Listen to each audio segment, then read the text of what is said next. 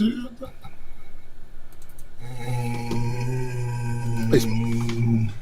yet. Boom, boom, boom, boom, boom, boom, boom. Sound like stink meaner. Oh, goddamn.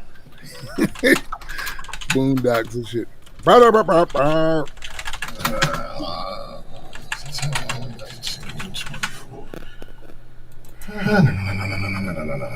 Come on, nigga. You're not letting me go live. Good question. I did that part. Did you? I did. Now that we're on this thing here, unlike StreamYard, will it allow us to have 1080p or not? So OBS would, but OBS Ninja does not. Oh, damn. Yeah. Oh well. They've been looking at 480, Shut up. 720 all this time. Yeah, get over it.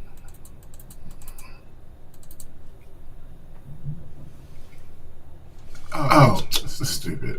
I see what I gotta do. We'll say this though. Whatever it is you did over there, even though I can't see it, but when I look at the live stream, I see, our swag, our branding shit. So, all right. Come on. Hey. Should be live on both. Are you sure? No. Not at all. Not at all. I ain't gonna hold you. Alright, let's see. Got comments here. Not much happening over here. Alright. The issue right now is going to be volume level. What do you mean? We haven't done it yet. I think I don't know how we sell to the people. I do. Got the phone right here. So I'm gonna say a few things.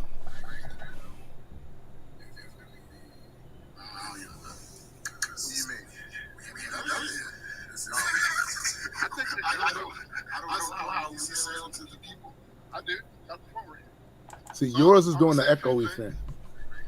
God damn it.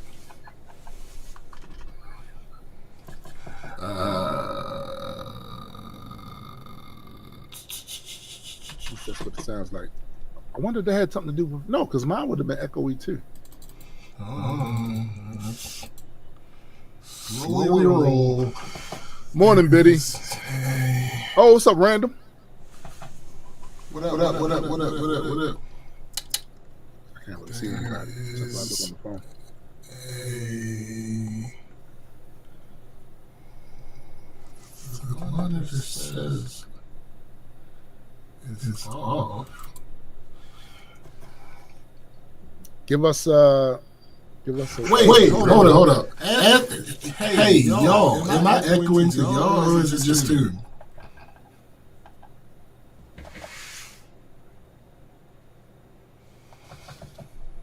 can see the comments, can't you? Yeah.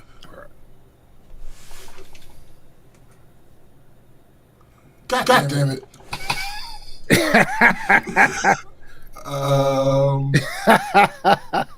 I know why. God damn it.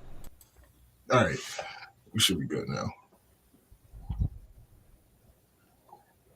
You sure?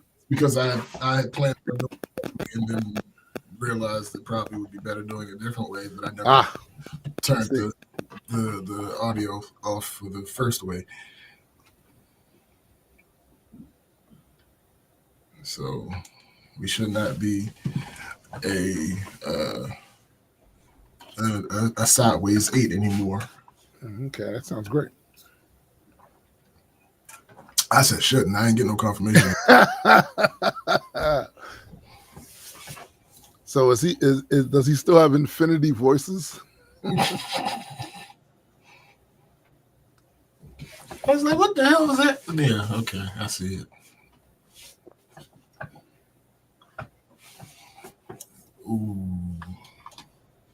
It's almost like we're back at the beginning. Yeah. It's very similar to that. Then he says the echo's gone. Good shit. All right. Finally. Actually, so yeah, wow. I'm impressed with how quickly I was able to put all this shit together. So, the memory part of it, it was just like riding a bike. What up, McKenna? What's up, McKenna? And that was surprising. What, riding a bike? That it just came back to me. Oh.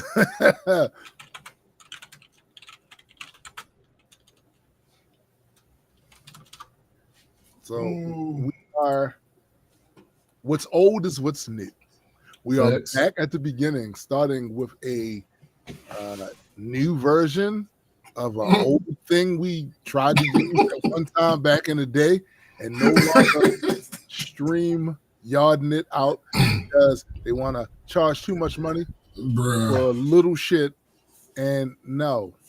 Yeah, nah. Absolutely not. We're not doing that. But there are sacrifices that are made in the process. For instance, I cannot see your chat except for to use my phone. But that's fine, because that's still a workaround. I have a phone right there. And there are a couple other things. Actually, I might be able to set it up so you can. Are you sure? See, no. That's why I said might. Can I add room settings? Share website. Share screen. And window. Where's the OBS? It's gonna be tiny for you, but you should still be able to see it. You don't know that. Oh yeah, that's right. I told you. I'm better off with my fucking phone. Hold on, let me see. Let me see if I can. Hold up. Let me see. That's little shit. Hey, what the fuck?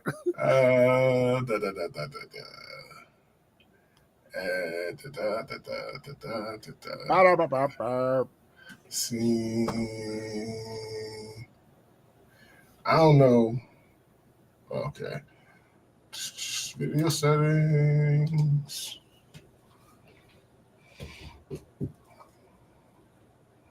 Oh, no, that's not helpful for this particular one. Okay. Oh, hold on. You're not even 720 right now. I'm not? No. Oh, that's some bullshit. Hold up.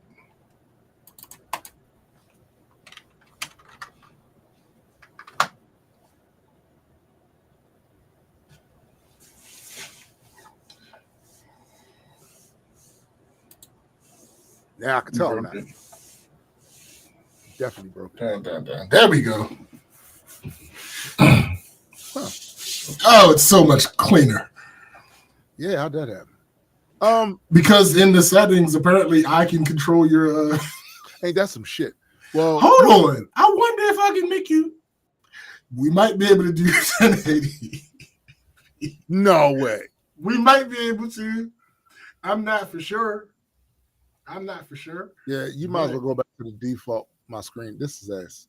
This whole thing. The one. Yeah, that's ass. Listen. That's eventually gonna. I'm gonna work with that. I'm sure. But right now, it's ass. Yeah, it's not.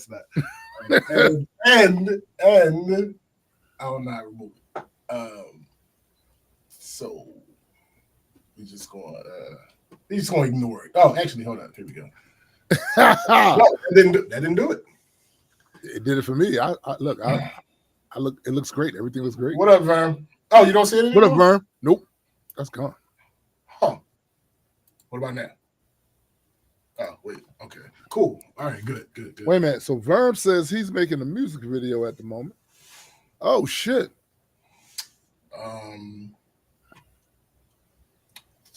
Let's see. I can't wait to see that. Let's see. 1080. 1920. Oh, that's ass. Hold up.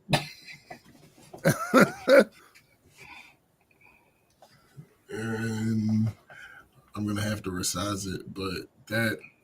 Oh wait, I didn't have to resize it. Oh no, It went back. It defaulted. Hold on, let me see if I can. Let me try it one more time. 1920. Ass. Shut up.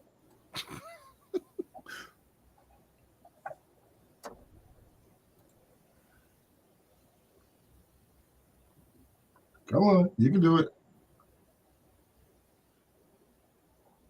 And now, if I refresh it, I went back. Yeah.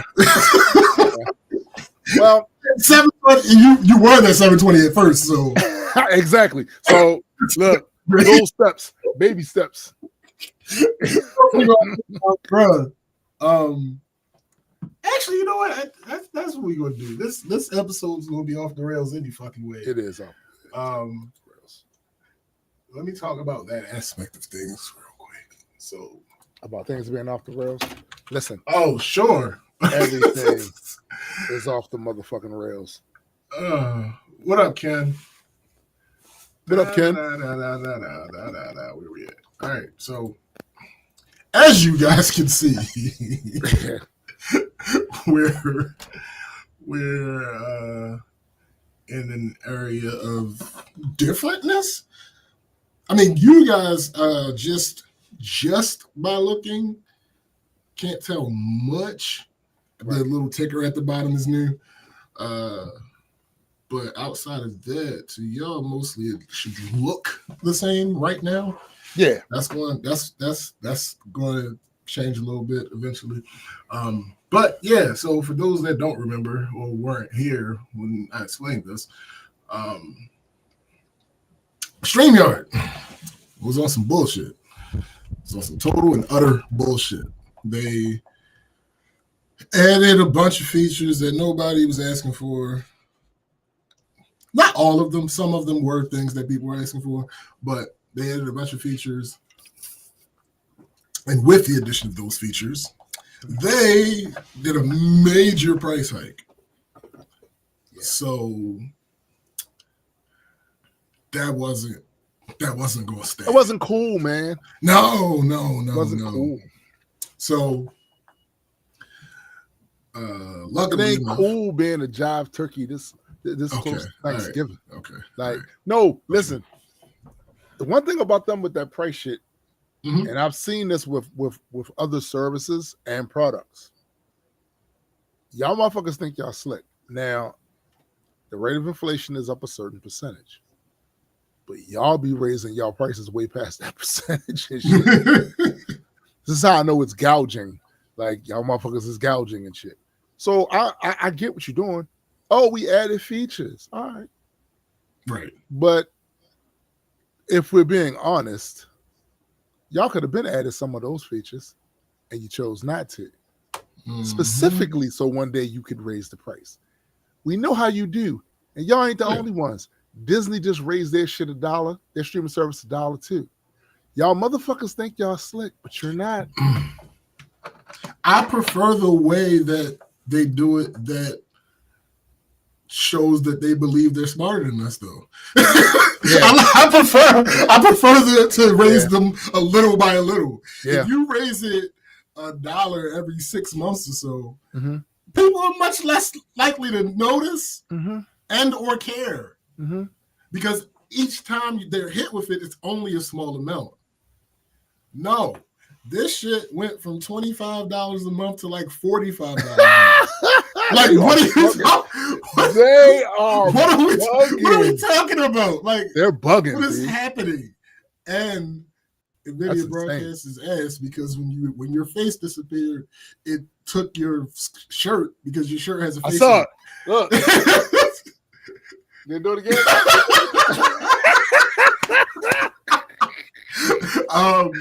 That's hilarious. So, yeah, that was some bullshit. So when I got that email, I was like, "Oh, Tim, this cannot stand." No, it cannot. And I hit Chrissy like, Chrissy, you pay for StreamYard as well. This cannot stand. So, at that point, I realized, yeah, we gotta find another way to do the podcast. And then I remembered, like, oh, I still have OBS because there was never any real reason for me to delete OBS. Right. And also, OBS is going to be the solution to an issue that we were having with me and Chrissy's podcast. Mm-hmm. Mm-hmm. So I had already had in my mind that I was about to get back into using OBS. Right. And then I saw that bullshit, and I'm like, oh, well, this is, if the first thing wasn't a sign, this is absolutely. Yeah, no doubt. So I went into figuring out what has to be done in order to try to get the same exact experience as close to as StreamYard.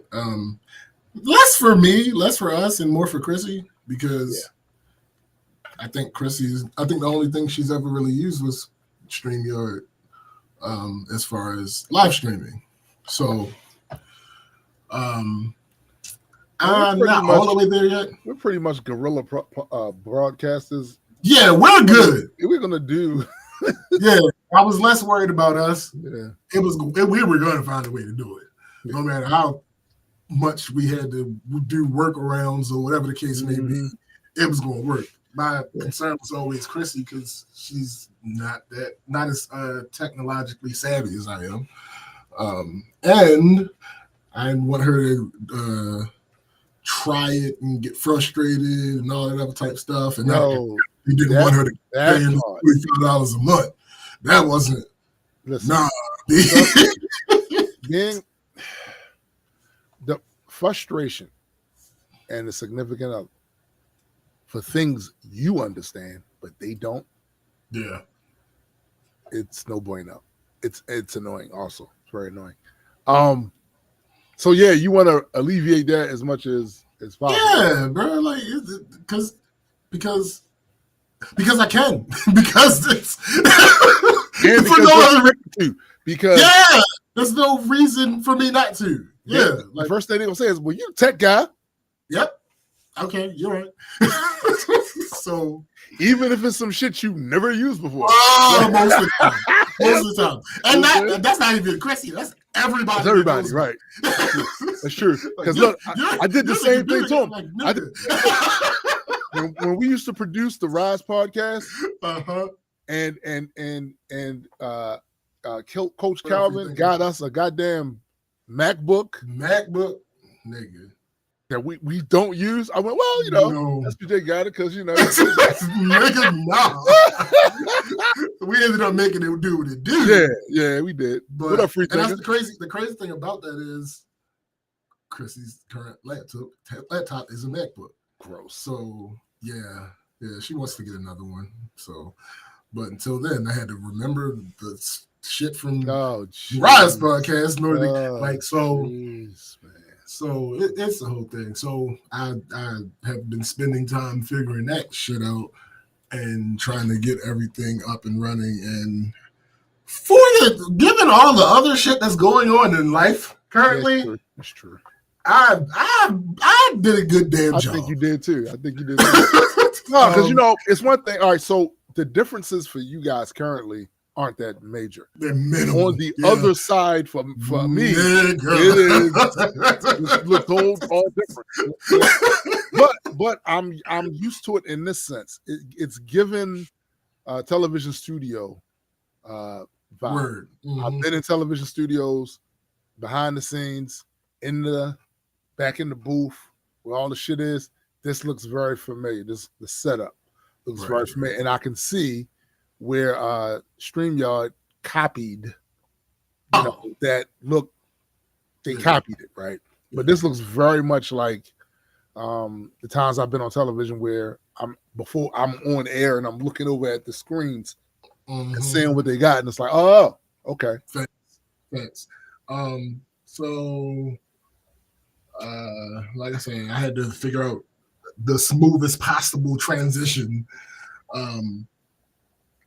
Because, like I said, I think this is the only thing Chrissy's ever relied on for streaming, and we've been relying on them for years for streaming. That's So yeah, like I said, this affected three different podcasts.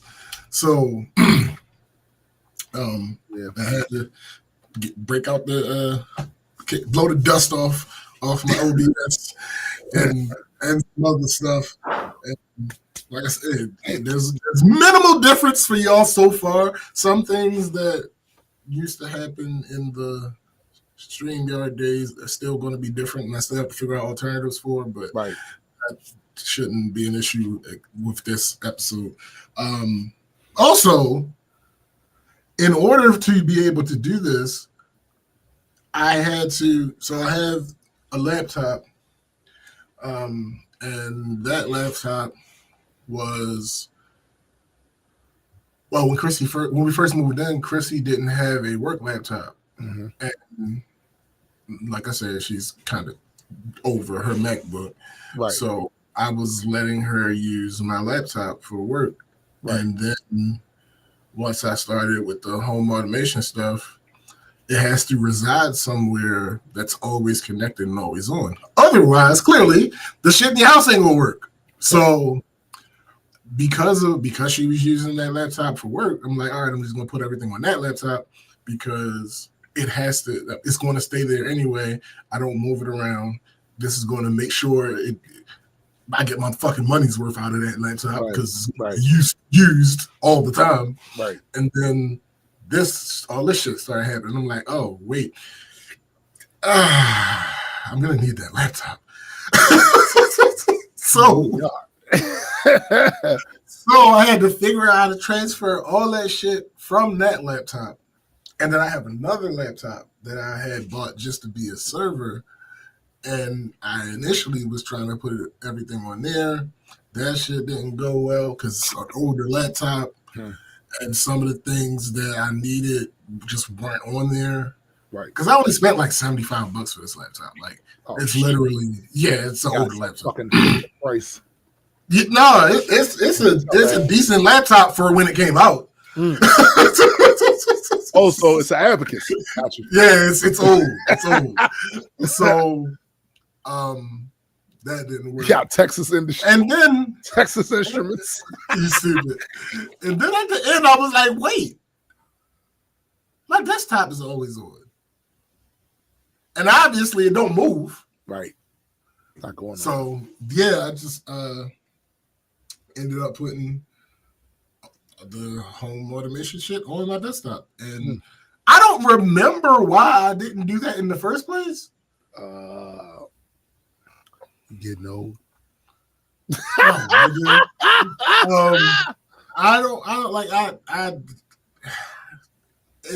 I thought to do it, it was like, this just makes sense. Yeah. So, I thought maybe that there was something, because as Tim referenced before we went live, there's a thing where when you get a new program or a new thing to mess with, you only dig deep into the configuration of it when you first get it. Yeah. Yeah. And then once that's all set up, that shit goes right out of your mind because there's no reason to keep that information. Yeah. So maybe when I put it on the desktop, I was thinking maybe there's one of those things that when I was in the thick of it, I had some type of consternation about putting it on the desktop for a specific reason or something like that. Right. But no, it's been fine. Like it seems to be working as well as before. Mm-hmm. So yeah, I made that transfer. And that was all good. So now we're back immersed in OBS land. It's been so long. It's been a long time. So long. And this has always been my beef with OBS. I felt like OBS tried to technically try too hard. Like, it's just a lot of shit there. And it's like, all right, I gotta get in this menu to do this. That, then I gotta have this to do, and it was a major pain in the ass. Meanwhile, there were other tools that, at least at the time, didn't cost any money either. That seemed they were a lot more simple. But you saw what happened because and we see this happening in the AI space all the time. So they put something out. It's free, y'all. That's what's up. You go on, you use it, you're accustomed to that price. Free. Mm-hmm. And then slowly but surely, they add features. Oh, that's cool. They still ain't charging you though. They wait till they get a certain amount of features up there and go, you know what, guys? It's been real. What's up, DJ? Try this one for size. What up? Right.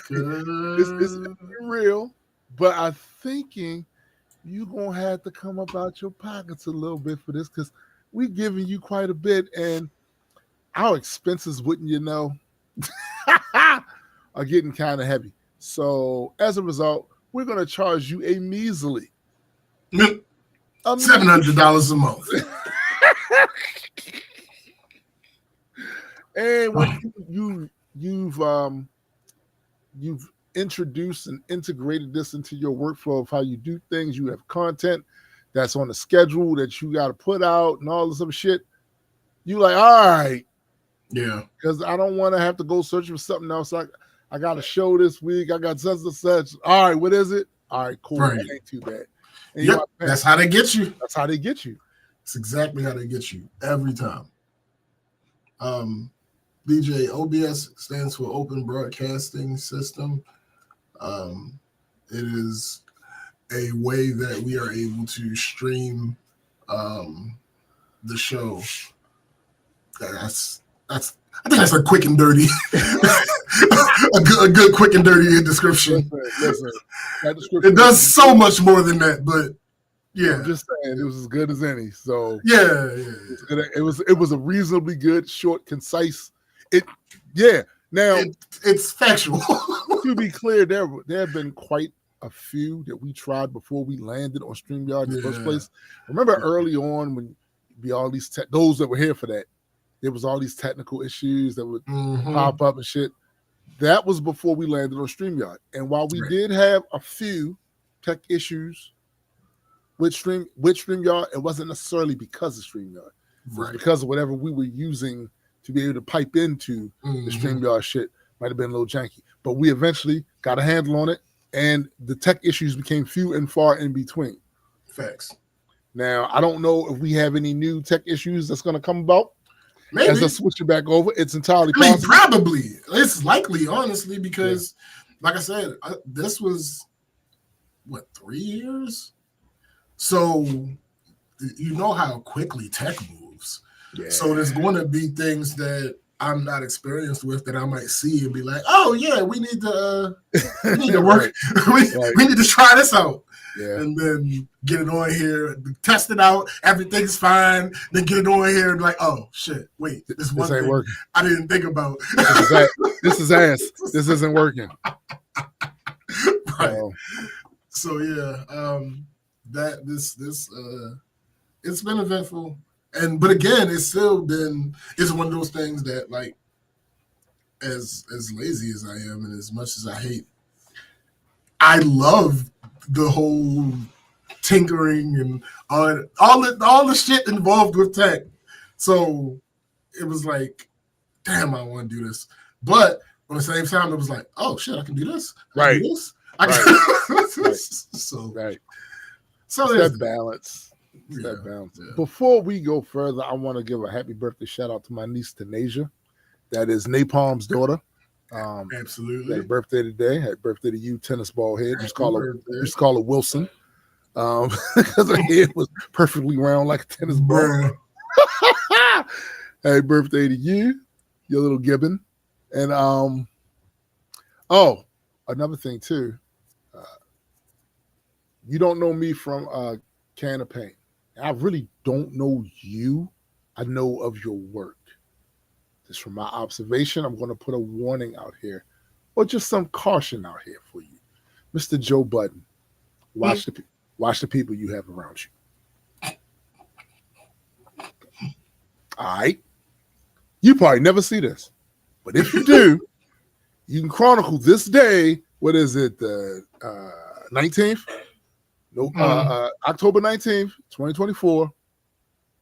some random stranger on a smaller podcast than yours is telling you, watch the people you have around you. Because people are moving funny. I'm seeing pictures. People moving funny. They rolling with your ops. Watch the people around you. Just saying. Because the way shit usually works with me and my inner circle is we know what each other is doing and why.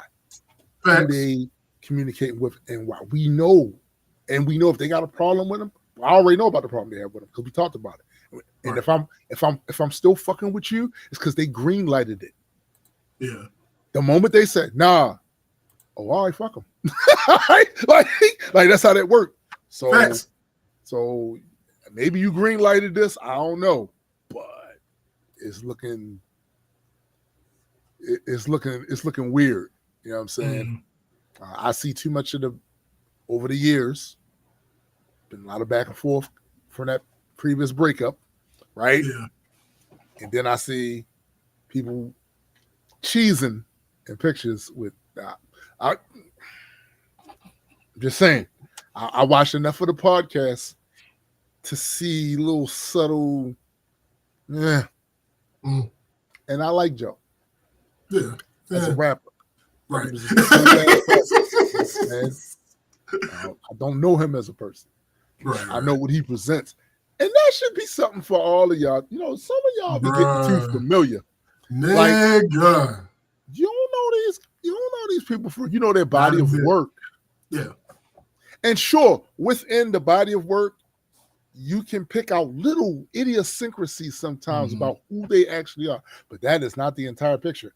People present themselves a certain type of way on social media. At least those who have been on it long enough to know better and who have had bad experiences know that you always got to have your guard up. Yeah. It's a reason why you don't see me posting my thoughts a lot of the times anymore. It's a couple of reasons. One, people are dumb. And it seems like a waste of time. A few years ago, right around this time of the year, I dropped a song called No More Messiahs. Me and Napalm. And we were talking about these celebrities and these politicians. Stop turning them into that. And I had a whole bunch of people that was singing that chorus too. And the following year, they were still making Messiah. So it's like, it just seems to be a waste of time. The other reason is that you will have people who they seem invested on pulling you out of your character. When you post something that's fairly obvious and they want to go in there and be the well-actually person. Yeah. But you don't see them no other time. You done posted your daughter's graduation. Son got a new job. Just purchased a new house. All this good shit. Nothing. The moment they disagree or try to find a way to disagree, a lot of times they don't really disagree. Try to find a way to disagree just to alleviate some boredom. They jump on there. Well, actually. And the only thing preventing the inevitable mush of your face is the fact that we're online. Sure. It's a thing. You know what I'm saying? Yeah. I can't mush your face. But in person, I'm mushing this hand like this. Fuck out of here. Yikes. Out of here. Now, I looked at the title of this video, right? There's a title?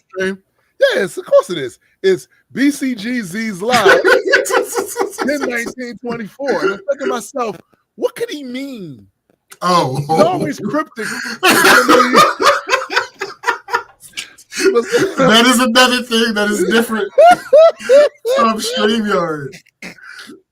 So on StreamYard, in the title, I would put the title. And in the description, I would put that. But the problem is... What's the problem?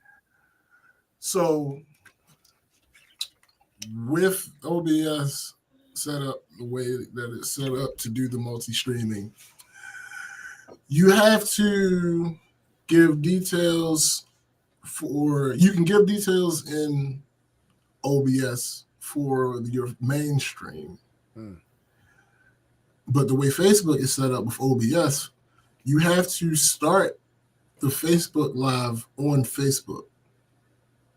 Oh, yeah. Okay. So you have to put the details there for Facebook.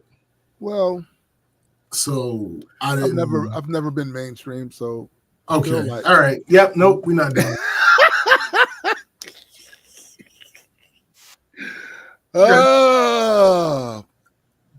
There has been a lot that happened this week. I was just curious because we didn't have a title.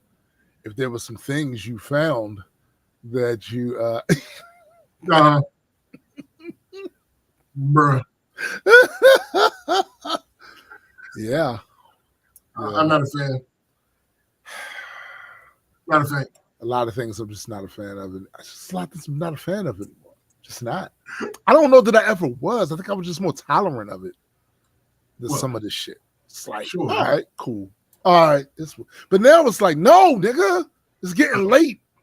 It's getting real late for y'all to be doing some of the stuff y'all doing. The sun's getting kind of low, big guy. It really is. Like, sun's getting kind of low for some. He done fucked up. That's going to be the new. Sun's getting kind of low for some of the shit y'all out here doing. Facts. I ain't going to hold you. Now, other motherfuckers ain't going to tell you that. Because what you need to realize is there's no shortage of people that are going to attempt to have a come up off of that debauched bullshit in some way. Sure. Right?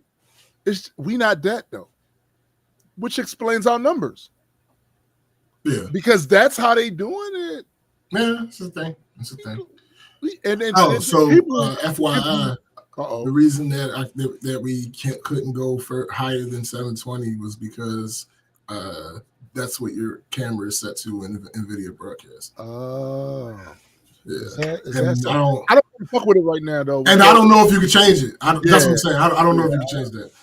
I don't want to fuck with it because we just got this little equilibrium right now, right? And I feel like fucking with it could create issues somewhere down the line. Oh, indubitably. You know what I'm saying? So we just who knows? I might find another thing to use other than that. Nah. I think it'll be fine. I don't know. I just went and looked at it real quick, and I didn't see a selection for 1080p. So yeah, that's what I'm saying. I don't know if it's a limitation of NVIDIA broadcast. I think it is. I don't know if it's the fact that we're currently streaming. I don't know what it is, but yeah, when I click on it, there's no other option. Yeah. So, come on. See, this is the other thing that happens, y'all. This is the other thing that happens. He broke it. So y'all can't see the name on here. But during the middle of the podcast, I get these phone calls. Now, this guy, somebody I known since 7th grade, going to 8th grade. He's probably not even watching this show. So he don't because they don't show. Okay. All right. No. No. Oh, shit. Have you ever wanted to be lazy? Oh, at a time. Nigga. At a time when someone else doesn't want you to be lazy. Nigga. Life? Bro. It'd be like, but I'm chilling though. Facts. Like, you can't let a motherfucker chill. Just let me chill. I'm not bothering you. No. And that shit that you want, you can do it. Bro! Yo! You can do that shit. What the fuck? This nigga spitting. I'm just saying, like, you want it done, right? Ah. What's that old saying? You want something done right? Do it your motherfucker self. Hey, I think you did a little paraphrasing. But okay. I'm just saying, something like that. Left me a message. Isn't that nice? Listen, for the record, for those of you, now see, I can forgive him. I mean, he's only known me since the 7th grade. But I be podcasting usually around this time. You do. Like what time is it? It's 11:41. Yeah, 11:41 on Saturdays. I'm pardon. Most of the week though, I'm not. I'm pardon most of the week. And I don't vlog like that no more. But I notice I said like that because I always leave the window open. Here's that for that shit. But I don't vlog anymore. So you'll see me on live on Saturday, 10 o'clock, actually 11 o'clock to 2 something. That's typically how that works. I don't expect him to know it because he's only known me since I was in the 7th grade.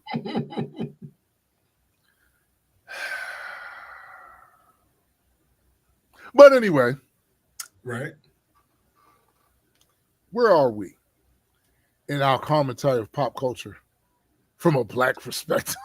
I mean, I fear that I've spent so much time getting everything in order and otherwise dealing with the slings and arrows that life has dealt. Slings and arrows, yes. That there was only one topic that I saw anything about. And I'm going to be honest with you. I don't want to talk about it. Like, no, shit.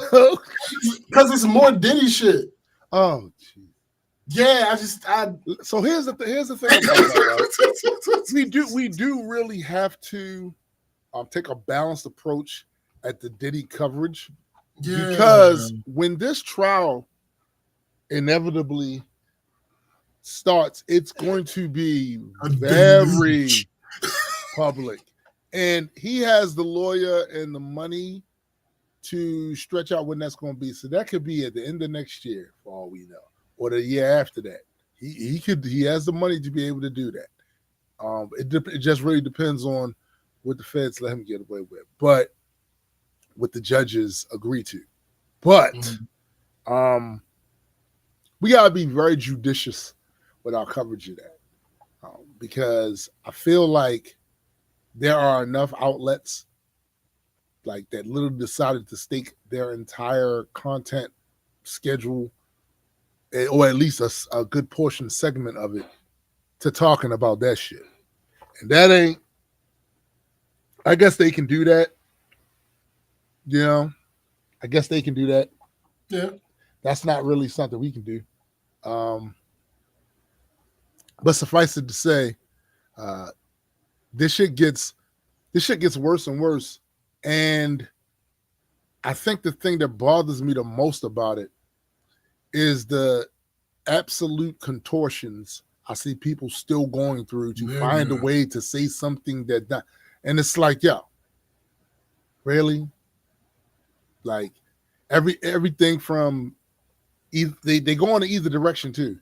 So it's the ones of them that are trying to find a way to excuse it, or shoot them some bail, or it's the other ones that are just making up shit out of whole cloth, sounding ignorant as a motherfucker. Yeah. Like, what if he put the drugs in the alcohol? All right, yo. So it depends on what you're talking about, how stupid that sounds.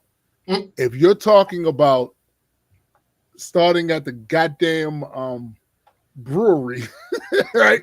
You're an ass. Yeah, you're an ass. If you're talking about at the party, then yeah, I could see that. But I kind of think you were talking about the brewery, because it's absolutely because he's talking about other people, like people that have no way, never been in the same room. He's talking about a culture Right. He says the culture has shifted. And then, see, here's the thing: when y'all do that goofy shit, what you want to do is do this to gay people. Pop, pop, pop. That's what you want to do. You want to do this to gay people. Pop, pop, pop. But you know, when you pop, pop, pop off on gay people, they have successfully put together an apparatus to pop, pop, pop, pop, pop, pop, pop, pop, pop your ass back. And you don't want the smoke because it was a lot easier for you to pick on them when they didn't have that shit in place. This is the other thing that kills me. Y'all a bunch of bullies.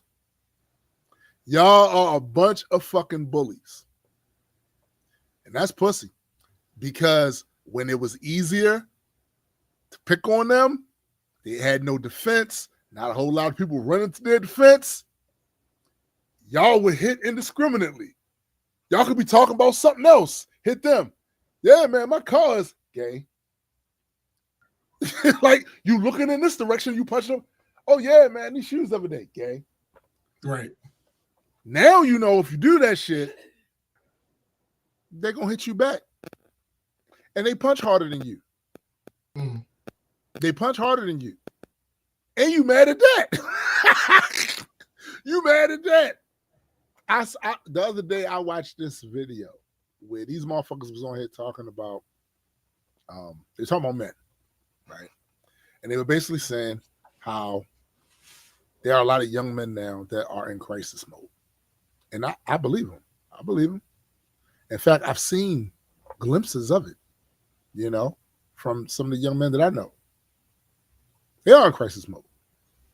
This, by the way, goes beyond ethnic group and all that. No, absolutely. That's what's happening. One of the issues has always been that some of the people that are advocating about that are saying a lot of attention spent on the other groups and not them. And they're probably right. But there's also a reason for that. You can't go 2,000 years with your boot or somebody's neck on a demographic's neck, and then when it decides to be addressed,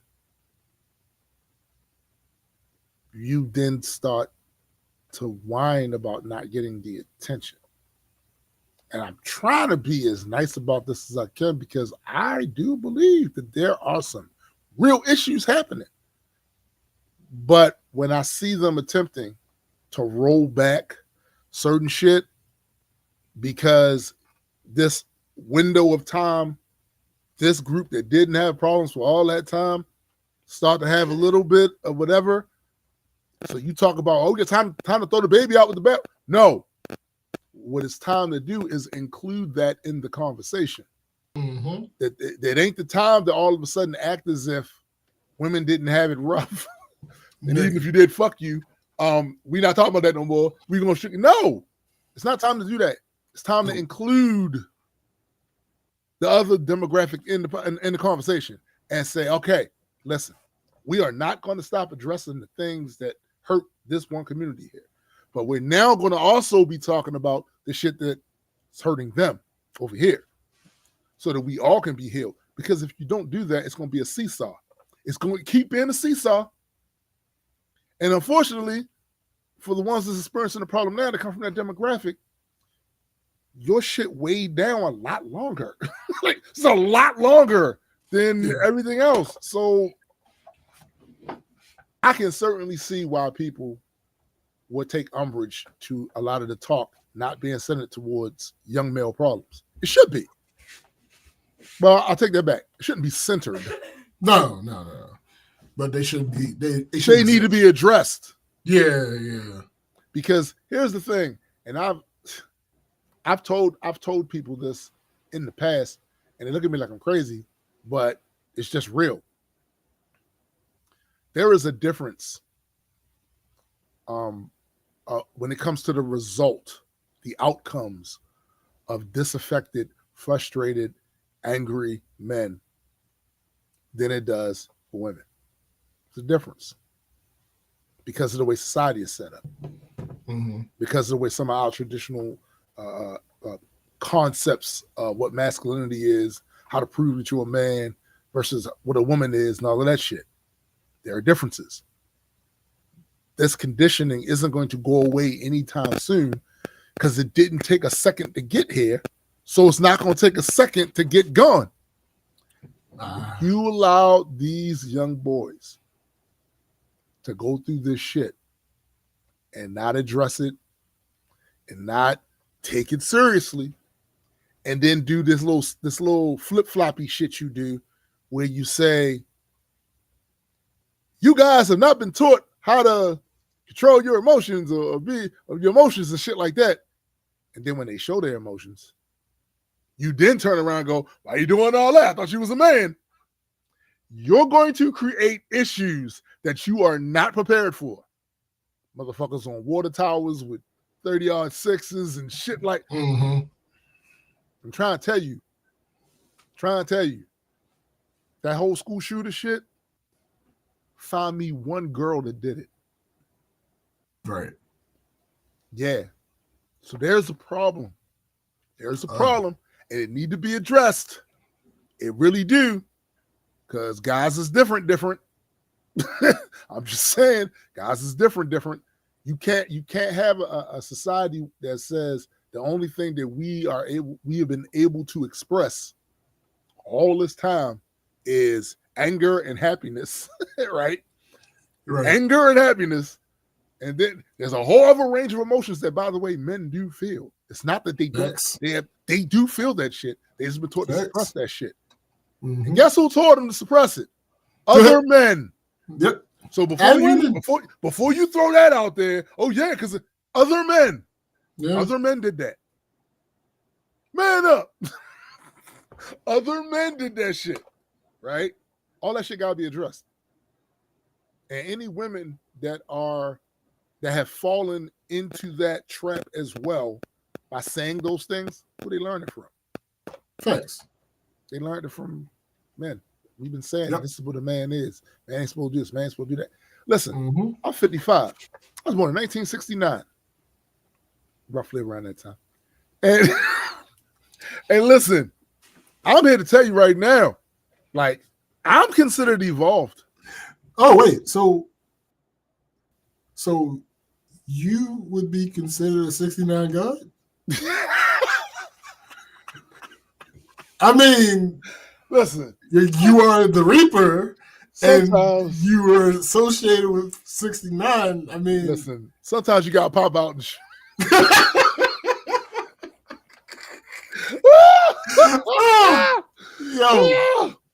yo. Oh, that's the other thing too. And I know we was talking about something real serious right then, but this is less so. Hey, Drake. We wasn't scared. Bro. That picture, we didn't get a chance to talk. We didn't get a chance to talk about it. We went here last week. We wasn't scared. Facts. We saw it. You was in all black and shit. And you had a bunch of other. We wasn't people. Scared though. We wasn't scared.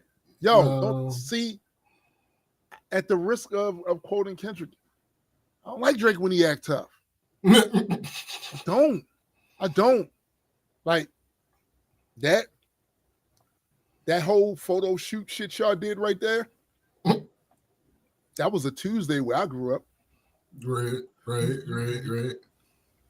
And they wasn't doing it. They didn't all coordinate. Right? Just came out the house like that. Facts. Right down North Avenue. Now. What is you talking about? Like, you trying too hard, and that's not. Look, I'm gonna put my bias out there. I never fucked with you, never, from day one. But I noticed that I had family members that did, the young ones. For that generation, you was that guy.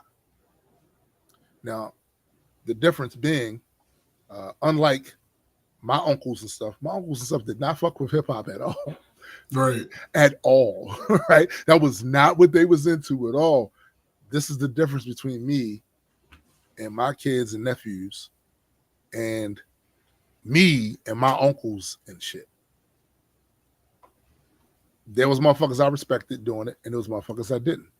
I just didn't. You ain't giving me that feel. Right. But I also know that everything ain't for me. Everything ain't purposely. Everything is not for me. Facts. It's to be pointed to a different audience. All right, cool. Don't be doing that to them though, because they like you. They liked you when you was corny. You're still corny. You don't need to do that. That's whack.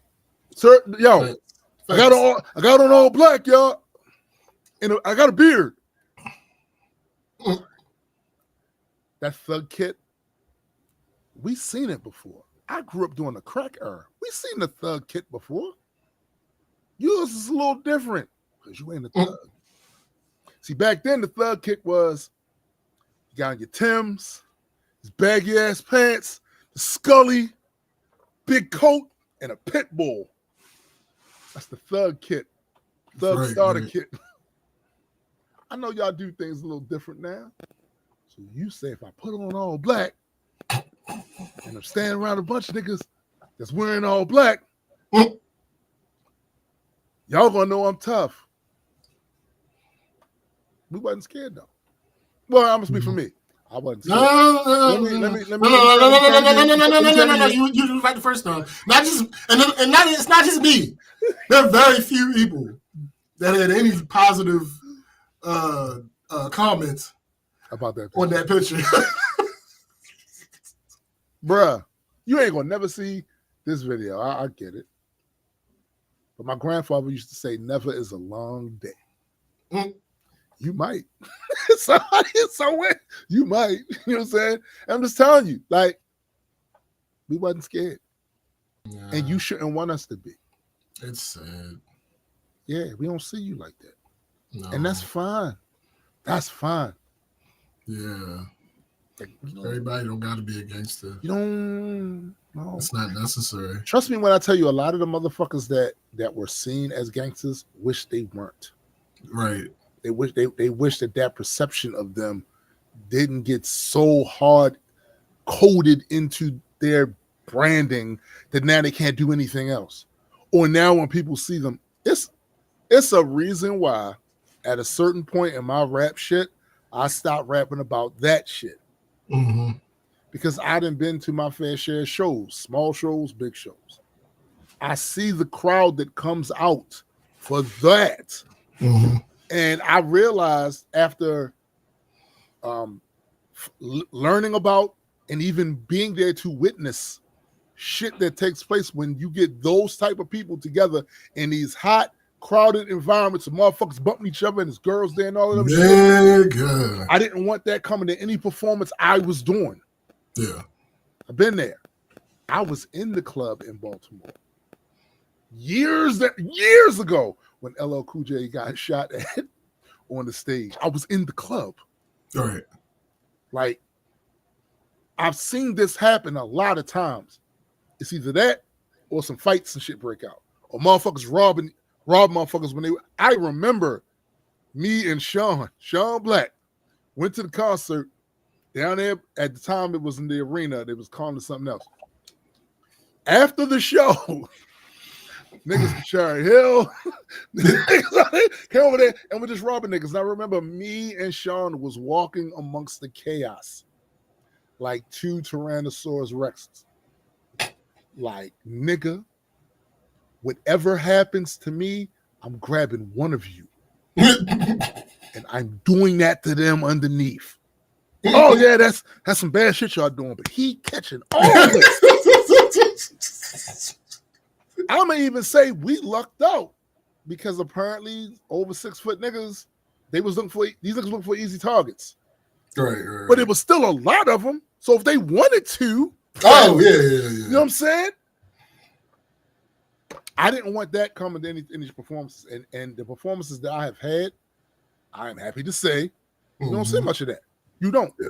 You see people, regular people who just enjoy the music, the concept, what are you rapping about, blah, blah, this, that, and the third. They into that. They not coming there because I didn't said 100 times on 100 different tracks how many different ways I shoot a motherfucker. They ain't coming there for that. Because I ain't rapping about that. Y'all gotta be careful. And Drake, you don't want that. You don't want that. I know your pop's down there in Tennessee. And I know shit be going down in Tennessee. I know it did. I know you probably went down there in the summer, maybe every other year or some shit. You know what I'm saying? I hate you so much. You may or may not have seen some shit. I'm sure you've seen some shit now because you purposely put yourself in those spaces. Right. You ain't really need to. You still would have been a big artist without that. Mm-hmm. You still would have been. Absolutely. The boy got talent. You clearly can write. Like, you know what? I'll let me still man you a little bit. I enjoy the fact that as much as you hate this nigga, you still employ the nuance that is available to you when talking about this nigga's pen. Because the nigga has ghostwriters. The nigga is also a ghostwriter. Yeah. I mean, facts be facting though. Like, no, listen. It is fact number one. This nigga has ghostwriters. Facts. That 20v1 shit he was complaining about was probably more like 30v20. All right? That's what it is. But if he's ghostwritten himself, he can clearly write. All right? Yes. I can't speak to what he did write or what he didn't write on his own accord because I don't know. But if he wrote for somebody else, he can write. I would never be able to tell you. I can't tell you. The early stuff. Maybe, yeah, sure. I'm willing to say that. Sure. Other of that, I can't tell you what he wrote of his. I know he's wrote for Kanye. Yes. And here's the thing about that. We know that for a fact. We know that for a fact. But here's the other thing about that too. So early on, look, I'm a head. I'm a hip hop head. Even then, I was saying, yeah, I've heard whack niggas. Like, come on. Right. He wasn't whack. No, not as far as his writing. Yeah, I didn't like his voice. Honestly, there's several other issues. Yes, but as far as the writing, no, he can clearly write. He knows how to do that shit. That's why I say you ain't had to. You ain't had to do that. Listen, MC Hammer was that. Yeah, and in his music career, he did not use that as his branding, and he was that. The most controversial Hammer got was Pumps in the Bump. Pumps in the Bump. Yeah, like Hammer. And that still wasn't really gangster. That was just it was over hyper racy. Yeah, you know what I'm saying? Like, and Hammer was that. What up, G? What up, GA? I put money that he only wrote the 100%. Maybe hold up. Maybe out of the whole beef, that might have been the only song he solely wrote. But you can't tell me there are a couple parts of this beef that you can't tell me Drake didn't write. The part where he mentions a female that is close to the guy he's beefing with, that's a Drake special. That's a Drake. That's nothing. You can't convince me otherwise. Now, and also the part in Family Matters, the beginning, where he involves his white mother in saying the whole, he did. That's it. That's all him. But here's the thing, though. I'm willing to say somebody else wrote. The issue with that is, and even those were wrote in a losing effort.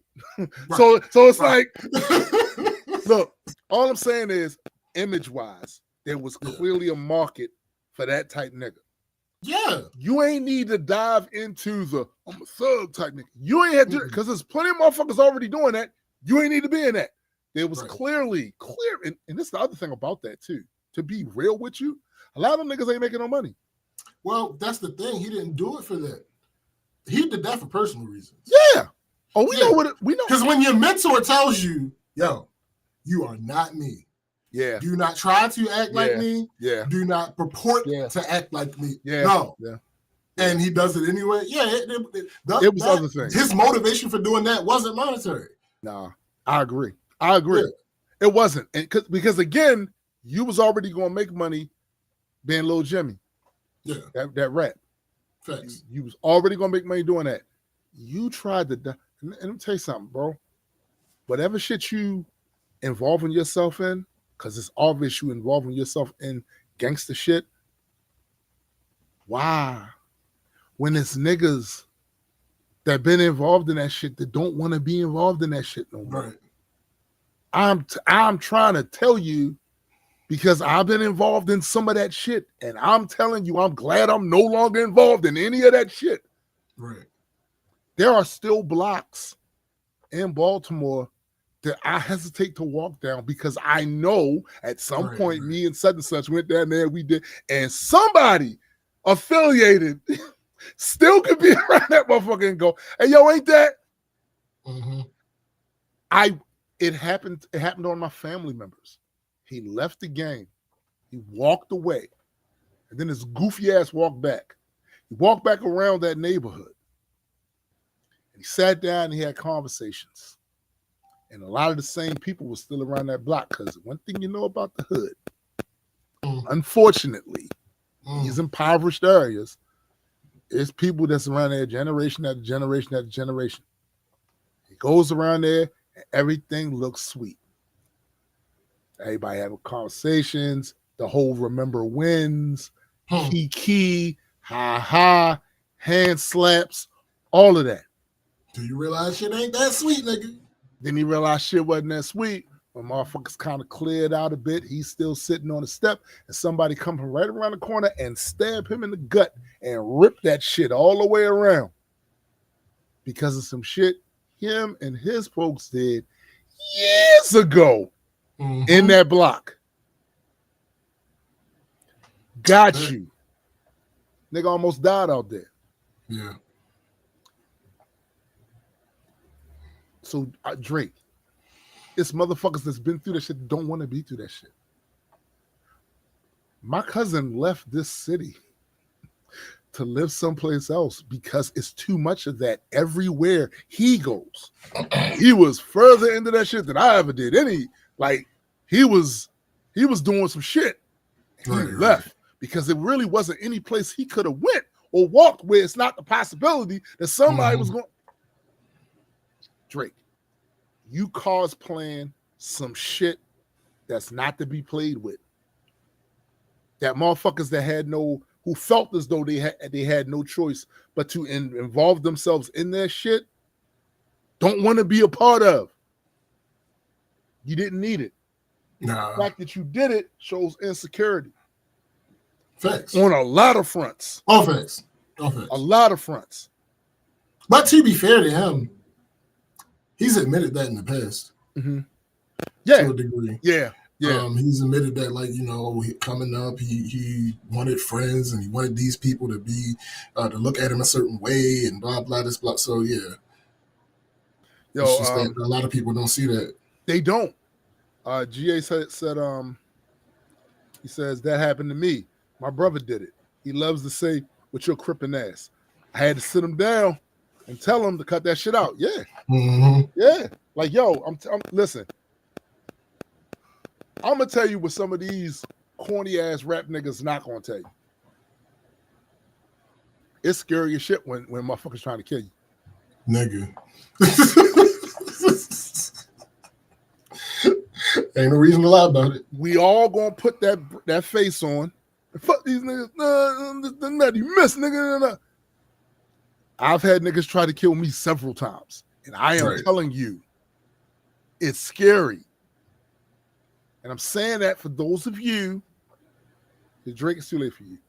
But those of you who then bought into a lot, and the niggas that's not scary for are psychos.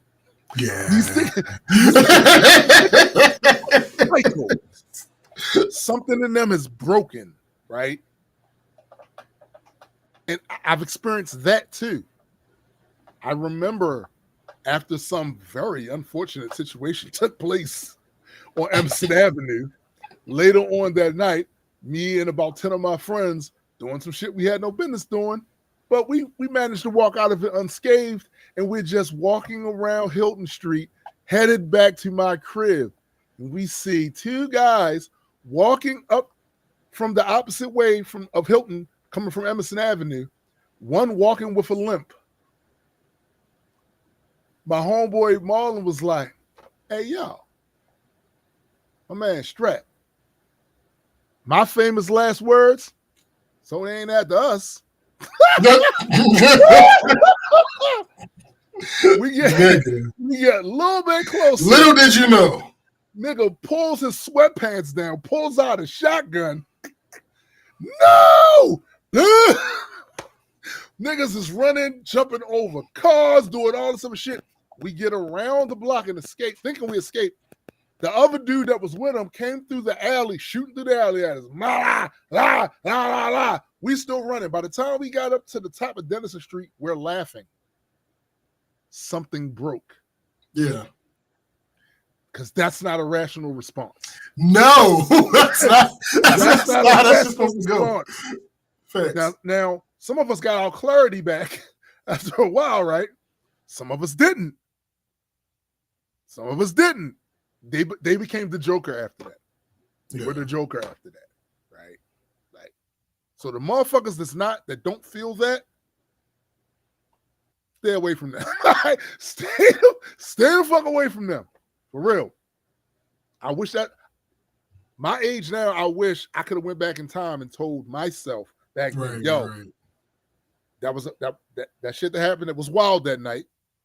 Everybody's brain broke a little bit, but then most of us came back. The ones that didn't, don't be around him. Right.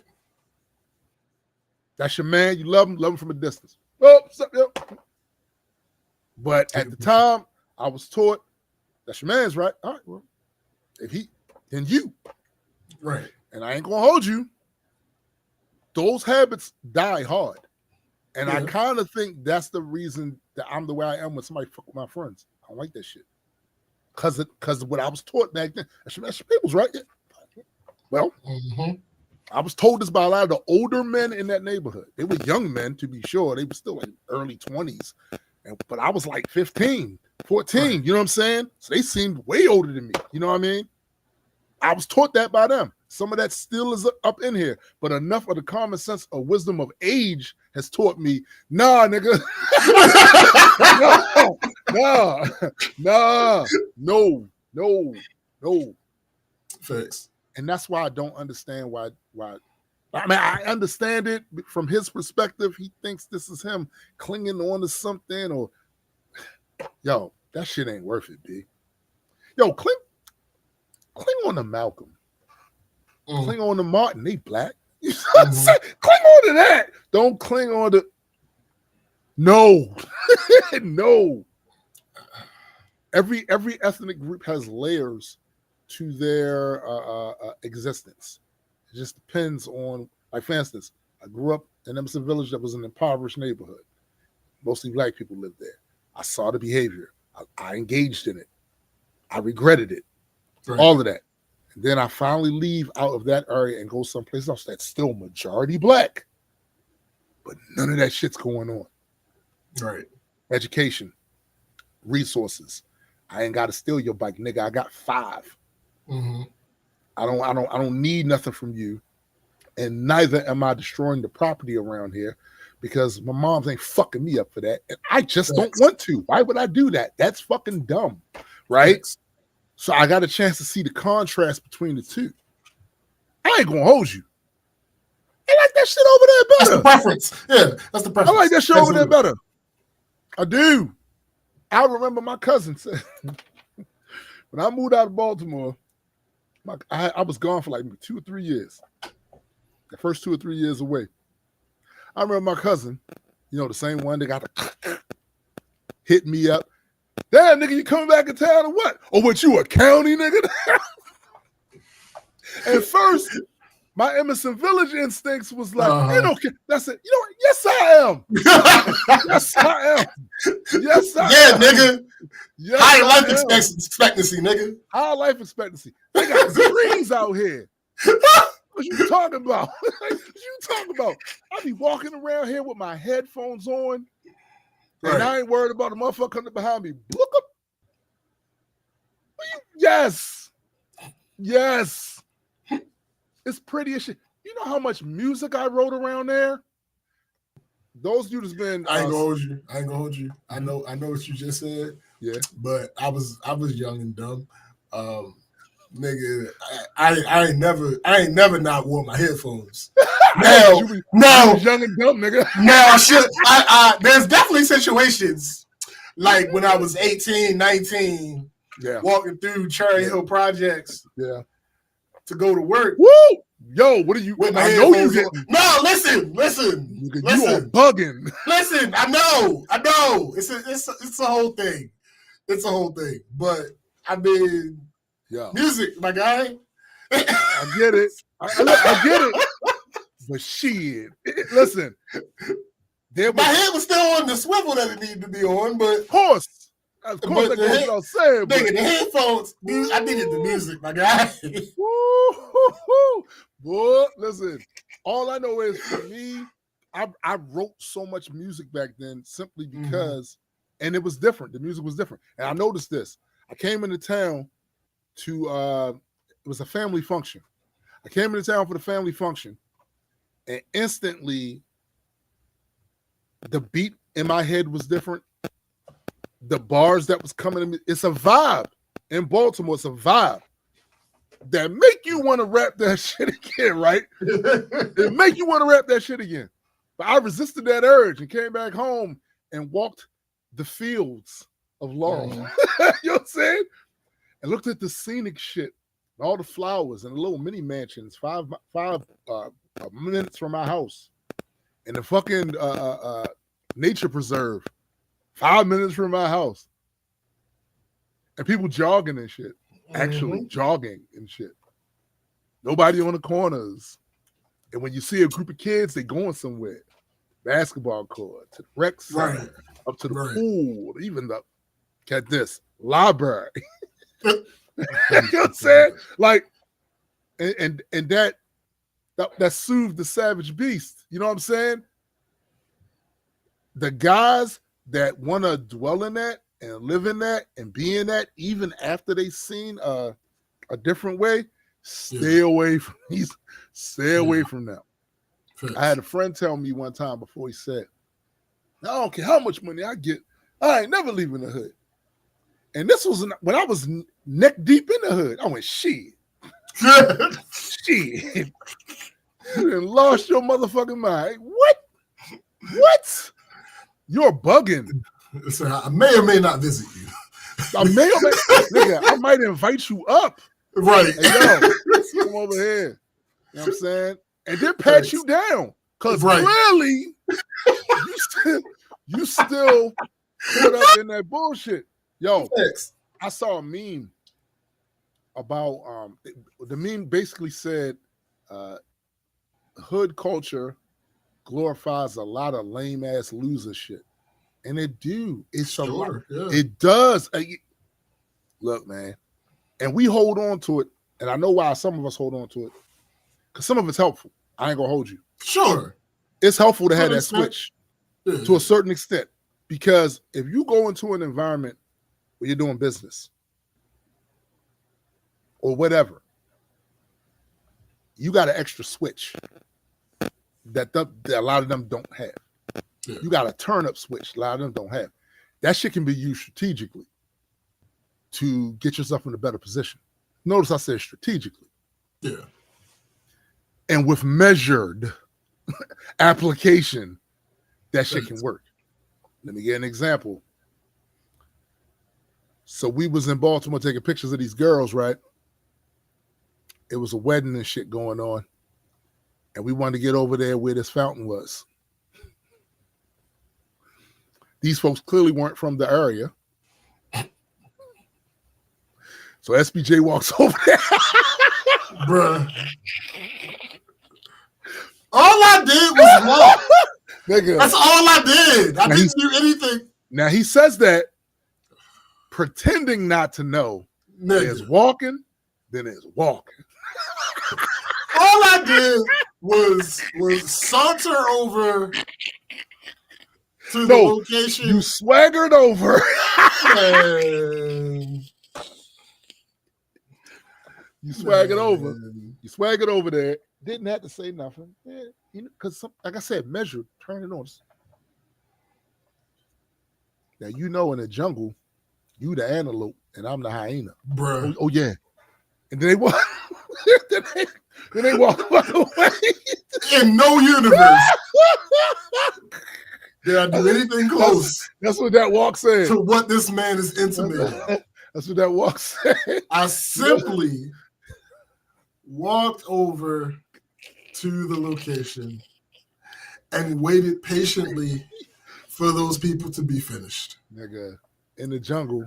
My patience happened to not be tested. Why? Because they chose to move. They did make a choice, but was it really a choice? You know, they tell us at times that we have choice in this world, but if you talk to a neurologist, there was nothing that was ever going to happen. Oh, I knew that, and you knew that. The question is, did they know that? You go over there, so you know, in the jungle, I'm a lion and you a meerkat. Okay, you might want to. All right. Say no. Scooch over. Scooch over. Make some room. I'm taking up space.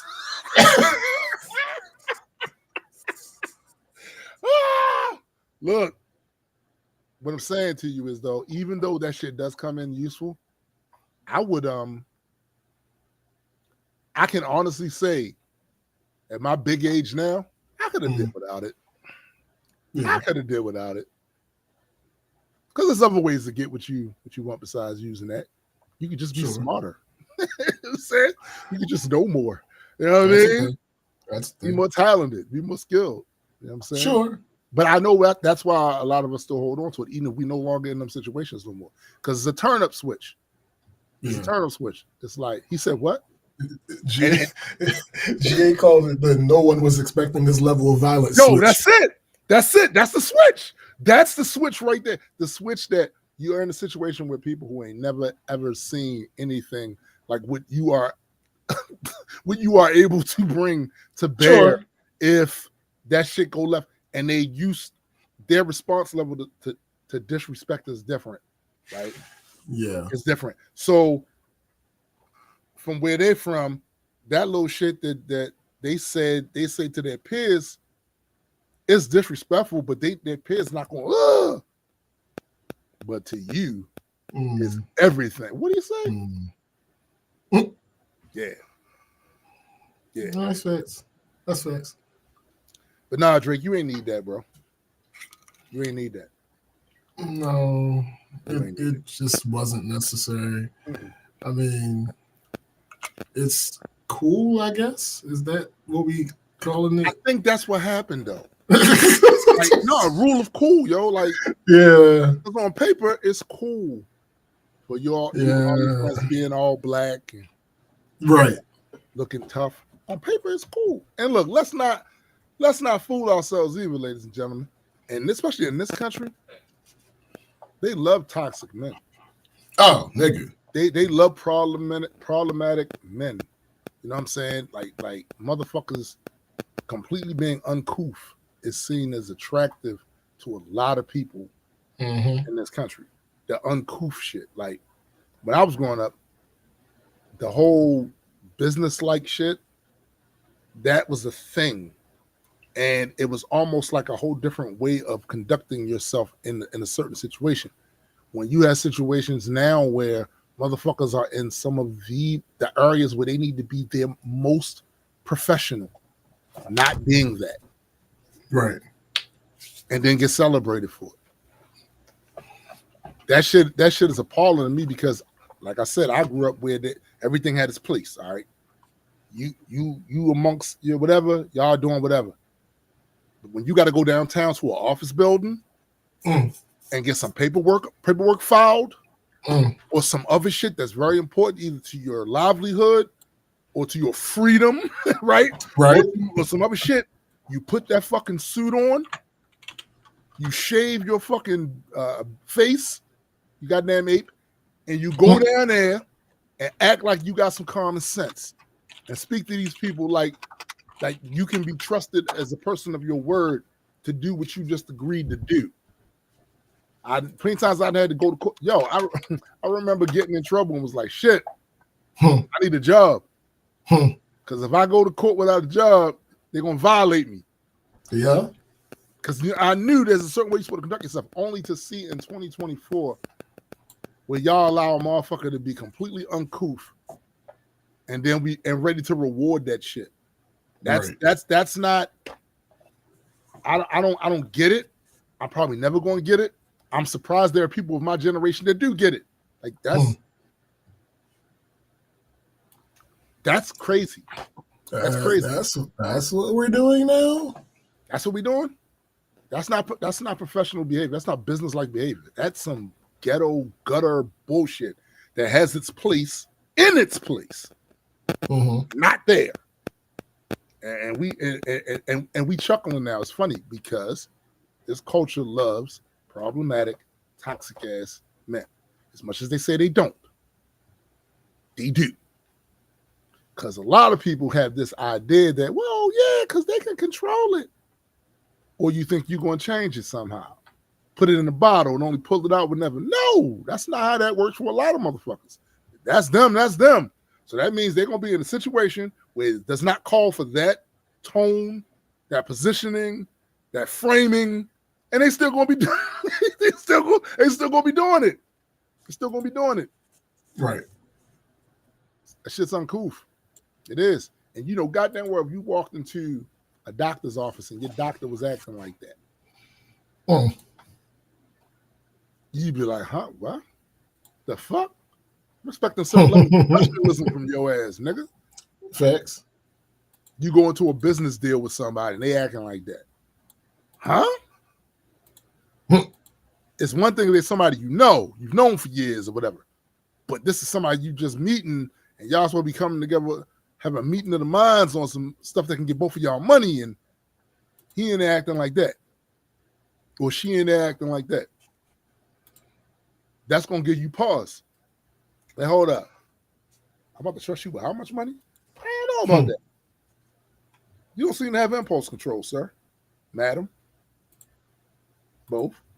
You don't seem to be able to deal with the current situation that we find ourselves in. You seem like you'd be a lot more comfortable on a corner where the cut rate store is over here and the Chinese store, the Chinese food store is over there. You seem more comfortable over there. Right. With a Thunderbird bottle and a bag and shit. Like you seem a lot more. That seems like more your steez right there. Nah, man. Nah. And that's why, like I said, Drake, you ain't need it. And none of you other people needed it either. You didn't. Right? They already liked you, boy. They liked you before the beard. They liked you before the beard. Yeah. I mean, maybe you got people around you telling you some shit in your ear, whatever. Maybe. You're not wrong. But it wasn't for them, it was for him. Yeah, it's for him. And I think too, if you want to keep it real with you, Kendrick is one of these thoughtful ass niggas. His brain contains a lot of thoughts. You know what I'm saying? He's one of these thoughtful ass niggas, right? And yet see how comfortable he seems to be between both worlds? Like that hood shit in the West Coast culture is different. He seemed very comfortable with that because he was born and raised there. Because it is true, the old adage is true. Just because you didn't participate in that shit, if you lived in that neighborhood, you know the rules. You was around it. You know friends that was involved, you know what I'm saying? Like, you know the rules.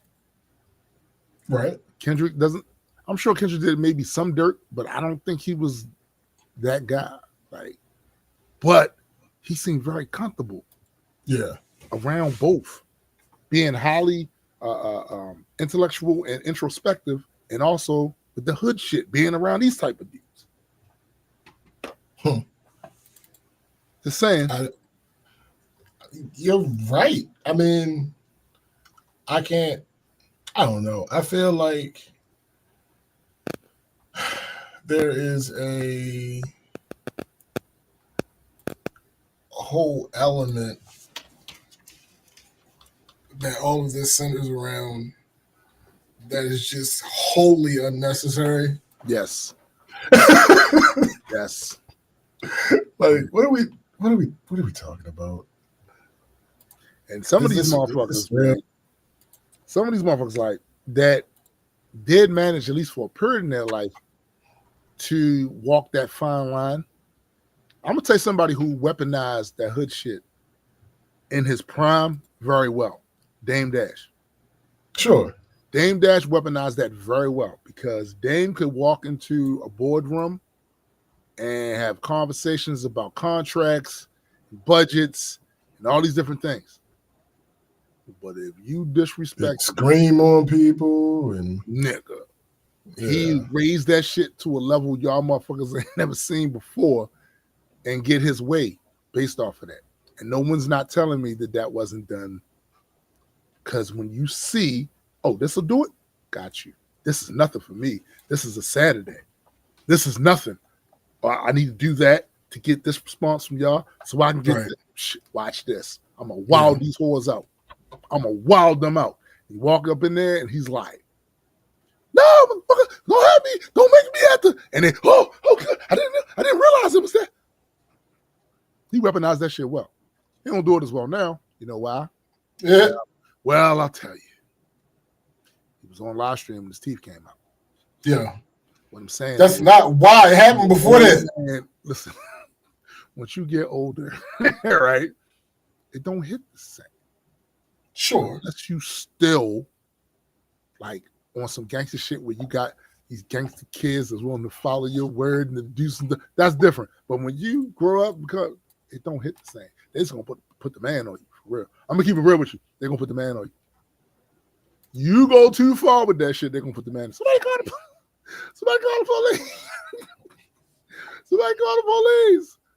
Facts. No, I don't feel safe around. I'm just saying.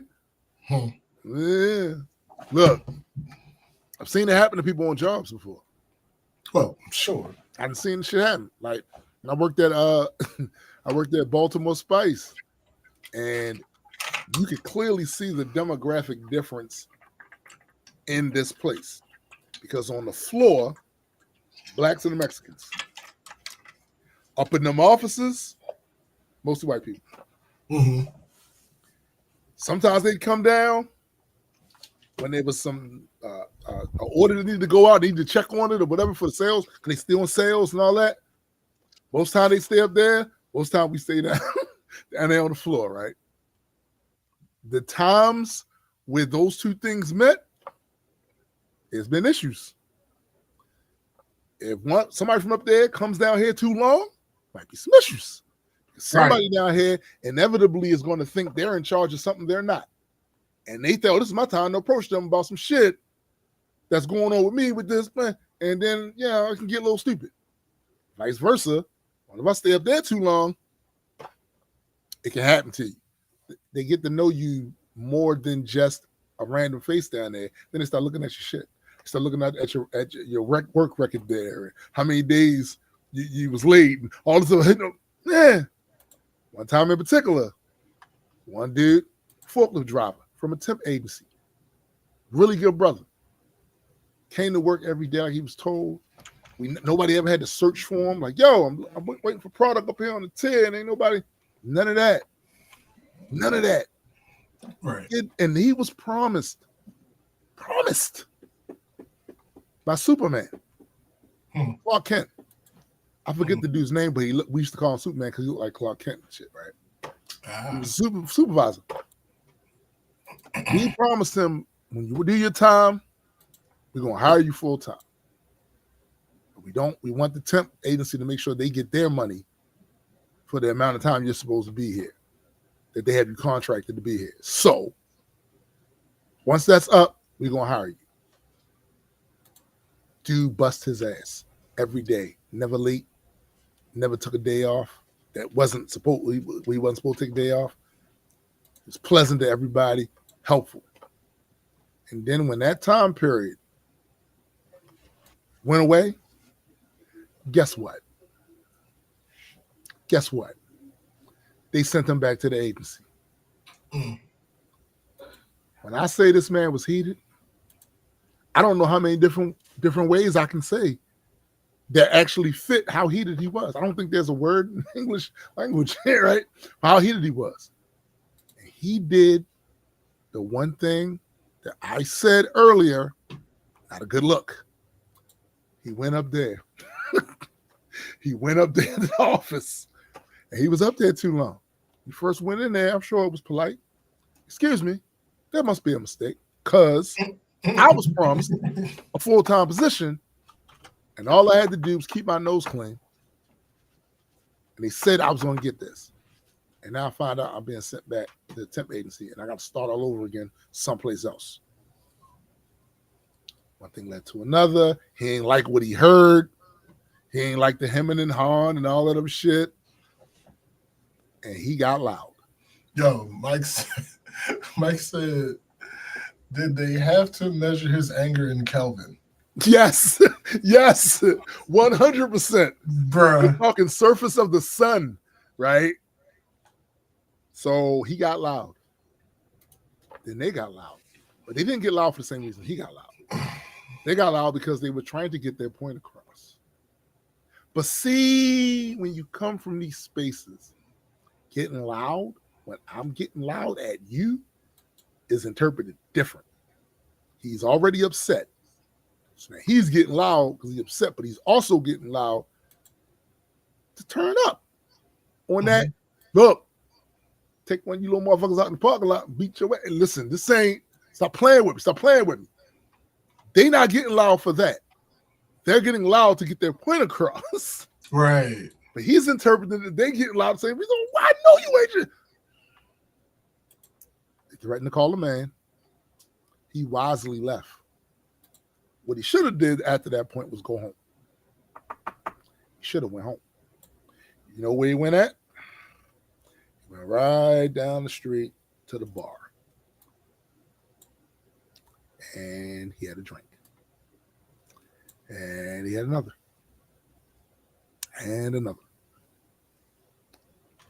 Somehow, the drink convinced him he needed to come back up to that job and deal with Mr. Clark Kent Superman.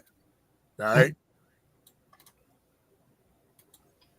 So what I think happened after that was that he went home, got a burner, came back with the burner in his big old long coat, and it was summer. All right. And he pulls up, and we out there we had the second break. Because we used to get 2 breaks. We had the second break. We had picnic tables right outside of the building. Mm-hmm. He pulls up in the car, gets out in his long coat. And we stop. Hey, yo. Because listen, it's all walks of life that work up there in Baltimore Spice. We know what the fuck this was. We know what this. First, get this long coat on. We know what this was. He comes out the car and like, where's such? Niggas like, well, I don't know. I don't know. Somebody did the thump in there. This nigga goes in there. We all look at each other like, yo, this is so powerful. We about to be on the news. Nigga. He in there for a little minute. Then he come out. All right, fine. You tired? I'll be back. God, he pull off. Not 5 minutes after he pulled off, Clark Kent comes out of the door. Like, yo, you was about to, I hope you really bulletproof. I hope, bruh, he came up here to fuck you up. And it just so happened that Mr. Arthur, the oldest dude that worked on the floor, he got off a little before. He came in a little earlier. He leave a little bit earlier. He comes off. He goes down to that bar. Dude's still down the bar. Mr. Arthur talked him out, talked him down. He talked him down. Mr. Arthur talked him down. He gave him that churchy stuff or whatever. You know what I'm saying? And he talked him down, boy. Man, listen. I fear for what that could have gone so much worse. Oh my goodness. Bruh. For everyone involved. Yes. Because we were still out there. And let me tell you something. When a dude is bloodlusted, you don't know what he liable to do. He came in there looking for him, but you don't know what he liable to see. Yeah. Like, fuck that. So again, you gotta be careful, man. You gotta be careful. Gotta be negative. Yeah. At another job, when I worked at the gun place, I used to build M14A1s, T48s, these K98 Mausers, and it was a 9mm. I think the Renata Gamba. Oh, and the SD9 is Israeli made 9mm. Garbage gun. I worked on that for a while, and during the time I worked down there, I got other people jobs down there as well. We were the only black people in this place, all right? So, and I got Marlon a job down there. Marlon only needed it for a couple of weeks because he had to, at his job, they would lay off for a couple of weeks every year and then let him come back. He just needed it for a few weeks. He came down there, did his thing. It was Gucci, right? And this is after Dennis said our homeboy Dennis, he got me the job down there. Then something unfortunate happened with him, so I was still just down there. My man Sean Black needed a gig. I got him a gig down there. I should have known better. Right? I should have known better. That's my man. What the fuck I was going to do? So I'm working the CNC machine in the machine shop. Uncle Sean is over there in the shipping area doing old shit that I used to do, right? Kind of entry-level shit.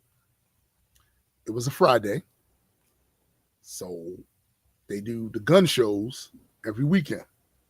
The truck has to be loaded for the gun show. There's a certain way you're supposed to load any truck for real, but specifically a truck that's going to have firearms and ammunition in that motherfucker, right? A certain way you gotta load that shit. Unfortunately, it's Sean's first time loading a truck like this. Now, what should have happened was the owner, Jack, should have came and got me and maybe put one of the other machinists to watch the CNC machine, right? He should have came and got me and had me go through it with him on how this is best stacked. Right. That's probably what should have happened. That's not what happened because apparently Jack thought, well, big, strong black buck, he know how to do this shit. No, nigga, it's not about that. Yeah, it's not about that. And Jack could have showed him. Jack is who showed me. Jack could have showed him. Still, he let him go up there, and he loaded it wrong. But that was the odds of that was always in play because he wasn't shown how to do it. But Jack wanted to get out of there at a certain time, so him coming out there to the bay door, noticing that the shit is loaded wrong, means it's going to take time to have to reload it the proper way. He got mad. Jack is used to talking to certain people a certain type of way. He is. I seen him do it with the dude Wayne that worked there. I seen him do it with the Polish dude Andy, especially with Andy. I seen him talk reckless, super reckless. He always controlled himself with me and Dennis, though. He always controlled himself with Marlon, right? I figured he knew better. Hey, yo, we not from that. Like, what the fuck you say to me? Apparently, he didn't. He just didn't do that to us. Just that didn't happen. But with Sean was all kinds of stupid motherfucker this and motherfucker. Now, you got to understand. Sean was like my height, 320 pounds. You got to understand, right? The first expletives to come out of Jack's mouth, he sealed his fate. He sealed his fate. I hear all this motherfucking noise coming from the warehouse side. And I go on around there, and Scott, one of the other machinists there, he goes around there too to look, and we see Jack scarrying his mixture between Phil Donahue's head with Homer Simpson's body, trying to get the fuck up out that warehouse, right? He's still talking shit though, but he's talking shit while he's moving, right? He's telling the story. Oh, of course. He's telling the story running. Who do we see coming up behind him rather quickly for his size? One Sean Lassane, aka Sean Black, aka Sean Insane. Right? This motherfucker's running to go to the office. Sean's coming up on him, ready to put hands on him and saying shit like, "You gonna have to load up every gun in this motherfucker. You gonna have to load up every gun in this motherfucker." I'm like, yo, I get and I said, yo, what the fuck happened? He tells him what happened. I went, ugh. So Jack goes to the office and calls the police. What you think he was gonna do? Like, what you think he was gonna do? You thought he was gonna go toe to toe with? But your ass, that's not what's gonna happen. I mean, why not? Okay. It's, you had the heat on. Okay. Oh, I just heard something. You saw something. Oh, okay. But now, right? He calls the police. Police comes in there. Sean don't go nowhere. And in fact, Sean goes in the office and sits down. 2 police officers pull up. Jack tries to, tell him his story about this, that, and third, and blah, blah, blah. I want him off of my property. The cops look at Sean. They ask Sean his shit. He said, okay. You firing him? Yeah, he's fired. I want him off my property. Oh, give him his check. Right. Well, he can get his No, give it to him right now. No. Give him his check right now. I know what Jack was thinking. These cops gonna come in here, grab this big black buck, and go out of here. And if he gets too surly, they're gonna put some bullets in him.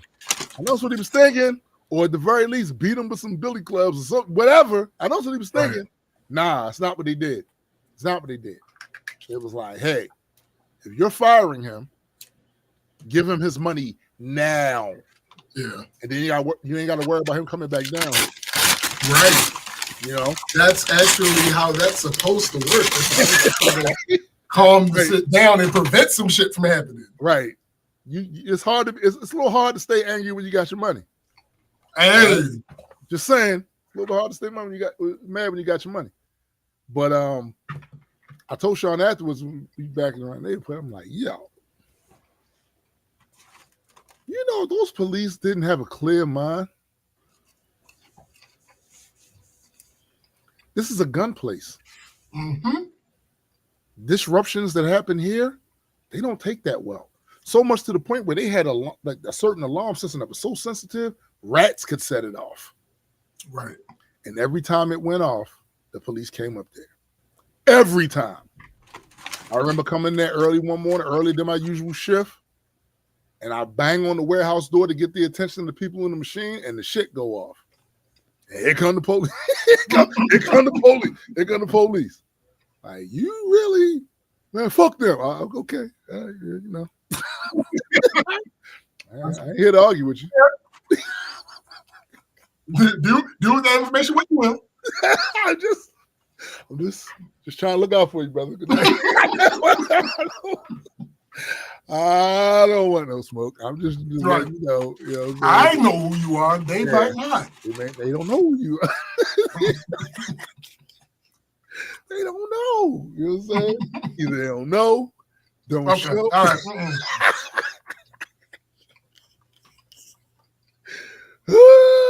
Oh shit, that shit was fucking.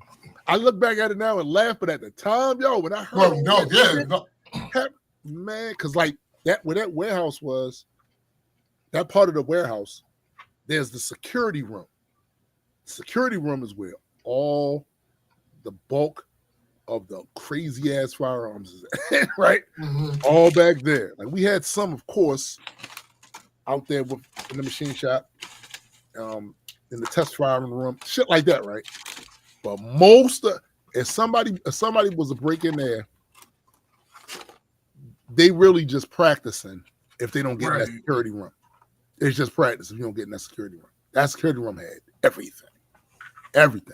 And Jack, in fact, Jack even bragged to the police officers, which was kind of goofy to say, he got enough guns in here to arm everybody in Baltimore. Yo, I don't think that's what you want to tell them. Nah. No. I'm gonna go with no. No. I'm gonna go with no. Saying that? Why are you saying that to the police? Because he thought he could just say shit like that. Right. You know?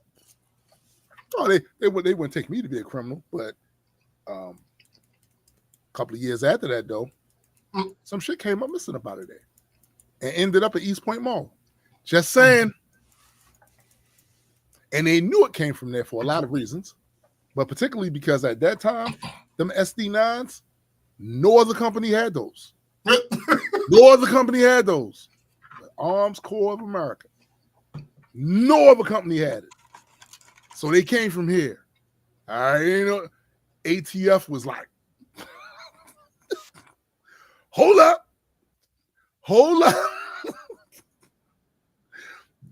These come from here. You are the only company that imports them. You, from Israel. You. I'm just saying, they did a whole investigation on that shit. Whole investigation. And you know what I was thinking? Damn, nigga, you one of the only black people that work at this place. You know they looking at you. And they were. Wasn't even me. Wasn't even me. It was somebody that I'm sure they didn't expect. I'm sure they didn't. But that wasn't my story to tell. You know what I'm saying? It wasn't mine to tell. I don't know.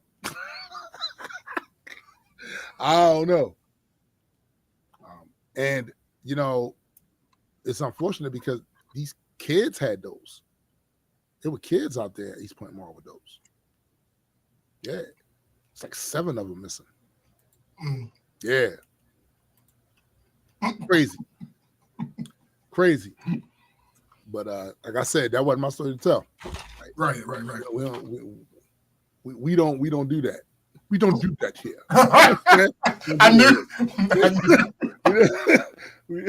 We don't do that here. But yeah, yo, like a bunch of crazy shit happened down there at that spot, man. A bunch of crazy shit happened down that spot. And and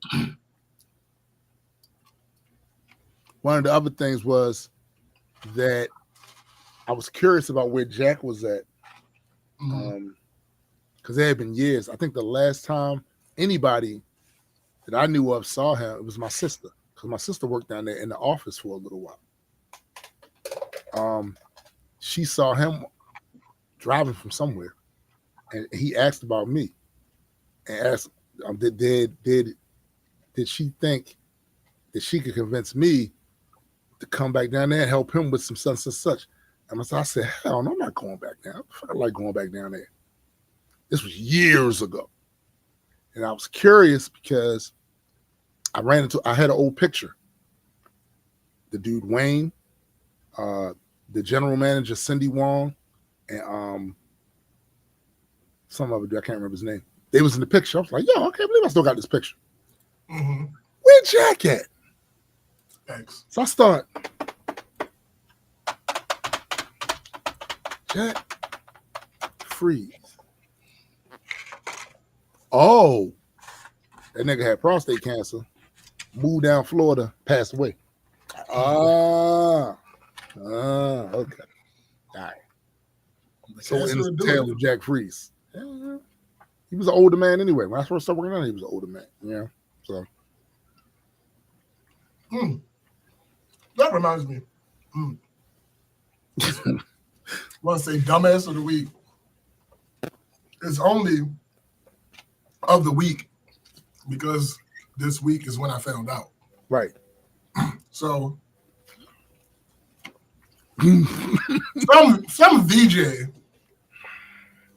Are there still VJs? And for the young among us who don't know what that means. So back in the day when MTV used to actually play music, when music television used to actually, Wait a minute, MTV played music? Weird. A lot. They I remember when you could learn stuff on the Learning Channel, and now it's just... I know, right? They used to call their hosts VJs for their music shows. I don't want to misquote her name. It's a common name, but it has a little twist. Downtown Julie Brown? No, it's like Ananda, or something like that. Mm-hmm. So in 2020, I think, she was diagnosed with, I believe, stage 3 breast cancer. Oh, man.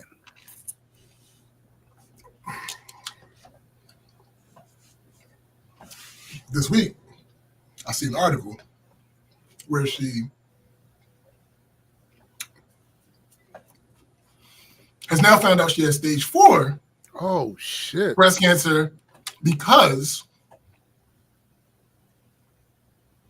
she thought she could outdo it. Like she just thought. Matter of fact, let me see if I can find the exact quote because she thought she could outrun it. Is that what she thought? Hey yo, go to the doctors, yo. Nigga, she went to the doctors.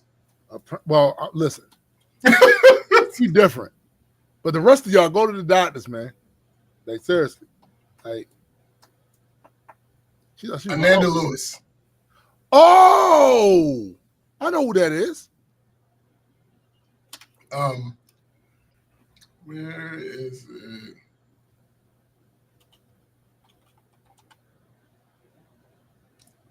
Oh, okay. It's possible she wasn't as dumb as the headlines made her sound. Okay. And that's encouraging.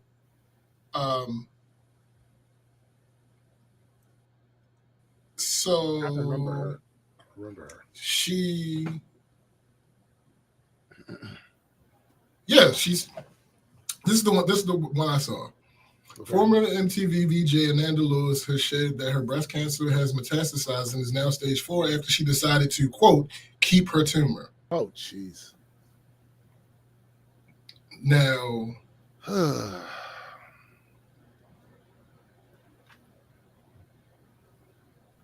apparently before she was diagnosed with the initial diagnosis, she had, quote, refused mammograms for years due to a fear of radiation exposure. Now, I don't think I have to mention the irony there. Yo. Okay. So now there's a clip. I'm gonna play the clip because the caption that the person who quote tweeted it says, "Great job. I enjoyed this, and Amanda Lewis looks damn good. The clickbait headlines got people out here thinking she was trying to fight cancer with apple cider vinegar and watermelon." So let me play the clip because this is news to me. I ain't heard it because I decided not to look into it because what do you mean? Yeah. So let's see what's going on in this clip. More common sense. You answered actually one of the questions I had because I didn't know if you'd seen all the social media comments, like a lot of them. Okay. I just know people be ignorant sometimes. And they'll be like, well, it's her fault because she kept the tumor. I mean, what if someone said she kept her tumor and now she's stage 4? I would think some crazy mess too. Like, that shit sounds crazy. You know what I mean? So we have to understand nuances and not just jump at the first thing we hear about something. That's just not thinking for yourself. You know, we could solve a lot of problems if people use a little more common sense. And I am not in control of it for anyone but myself, but I use it. So you're just going to call other people stupid for calling you stupid for... there might be enough... Oh, hold on. There's another article I'm looking at here where she says, it says that she... Last year, October, is when all the craziness started happening in my body. That's when things got worse. That's when I got elevated, I guess, to a stage 4. Those things sound scary to people. I get that was a year ago. Today, I am fantastic. What I would like to clarify. I can't find a clip where she actually explains. She was used, according to this, on Yahoo, they're saying that she declined to have the tumor removed through surgery to instead attempt homeopathic methods. So what you're saying is that I got this one right. Yeah, that's what this is. Okay. Listen, Ms. Lewis. And there was a clue. There was a clue. Mm-hmm. Often, when stupid motherfuckers say things like, you gotta learn to think for yourselves, that's generally a clue that they are rejecting some publicly, widely accepted truth. Yes. That there's evidence about. Yes. So, okay. Because I wanted, when I saw the clip and didn't hear it yet, right. I wanted to feel stupid. I wanted to be wrong. Me too. But no, she is an idiot. Okay. So, McKenna says, we've been having to fight one of our patients' insurance companies for a breast MRI after an abnormal mammogram. She kept refusing, so she did it. She did it out of pocket, positive for breast cancer. Let me tell you, our patient is not keeping her tumor. I mean, realistically, if you were worried about radiation, you can at least get a breast ultrasound. Even if you pay out of pocket, it's not that expensive. Hell, it's standard screening for some countries and women under 40, so they don't get the extra radiation, but still get some screening rather than we start any screening earlier than we start any screening here. And listen, this is why I said, go to doctors. Mm-hmm. I know. Listen, I got stories to tell you about how doctors ain't do what the fuck they supposed to do. They didn't. Sure. There's all kinds of issues with our healthcare here in this country. All kinds of issues. And all you need to do is talk to somebody else who lives someplace else. They have a different type of healthcare, and you'll hear the differences. Even though this place is supposed to be the most technologically advanced, and they're having better outcomes other places. Mm-hmm. That said, this is all you have right here. Unless you plan on leaving to go someplace else to get some sort of health care, this is all you have. At the very least, go find out what the fuck is wrong. Find out and then figure out what your options is. Look, we're going to talk about it on my, when we start doing our weeks and shit. But I'm telling you, at least find out what the fuck is wrong. Right? Yeah. Then you can decide later what you're trying to do. Homeopathic methods, I got friends and family who look at that shit and think that is just the bee's knees, and something that Adequate said in the song. He said, you know what they call alternative medicine that works? Medicine. Thanks. Like, I am not saying that all drugs don't come with some side effects. They do. Mm-hmm. Especially for a certain percentile of the population. They absolutely do.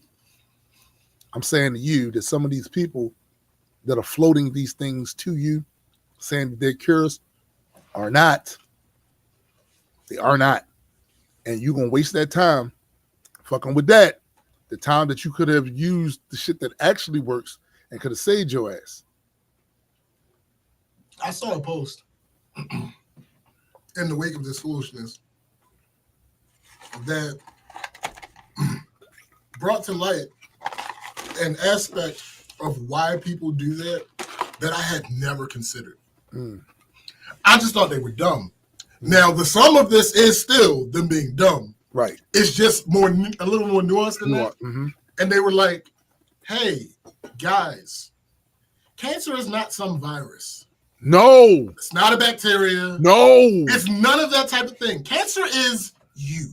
Yes. It's you. It's your body. It's you making more of you. Over replicating the cells. Yes. It's you making more of you. You can't eat your way out of that. There's nothing about that. And it's going to progress. Yes. At the rate that it chooses to progress. Yeah. This whole, that was a year ago, I'm great now. That means absolutely dick. Like, what the fuck are we talking about? Why are we being so goddamn dumb? And this is a Gen Xer. Yeah. She's 51. Bro. No. I don't care what they say. I don't care what they said in the memes they've been going around here. I know my own. I'm telling you. I am telling you. No. They were raised by boomers. I'm trying to tell you all. But it's like, nigga, now, see, at first it was a sad, oh, poor baby, you dumb as hell. Yes. Now, what's it now? It's you, arrogant piece of shit. You're stupid. Yeah. Yeah. Like, what do you mean? Oh, all these people, you got to learn to think for yourself. Listen. No, cancer is pretty well studied. Bro, and guess who didn't study it? You. It's one of my, I swear it's one of my biggest pet peeves ever. You got people who, if you lock them in a laboratory with all the tools and you put a lab coat on them and you said, you either do such and such and such in such and such hours or we killing you.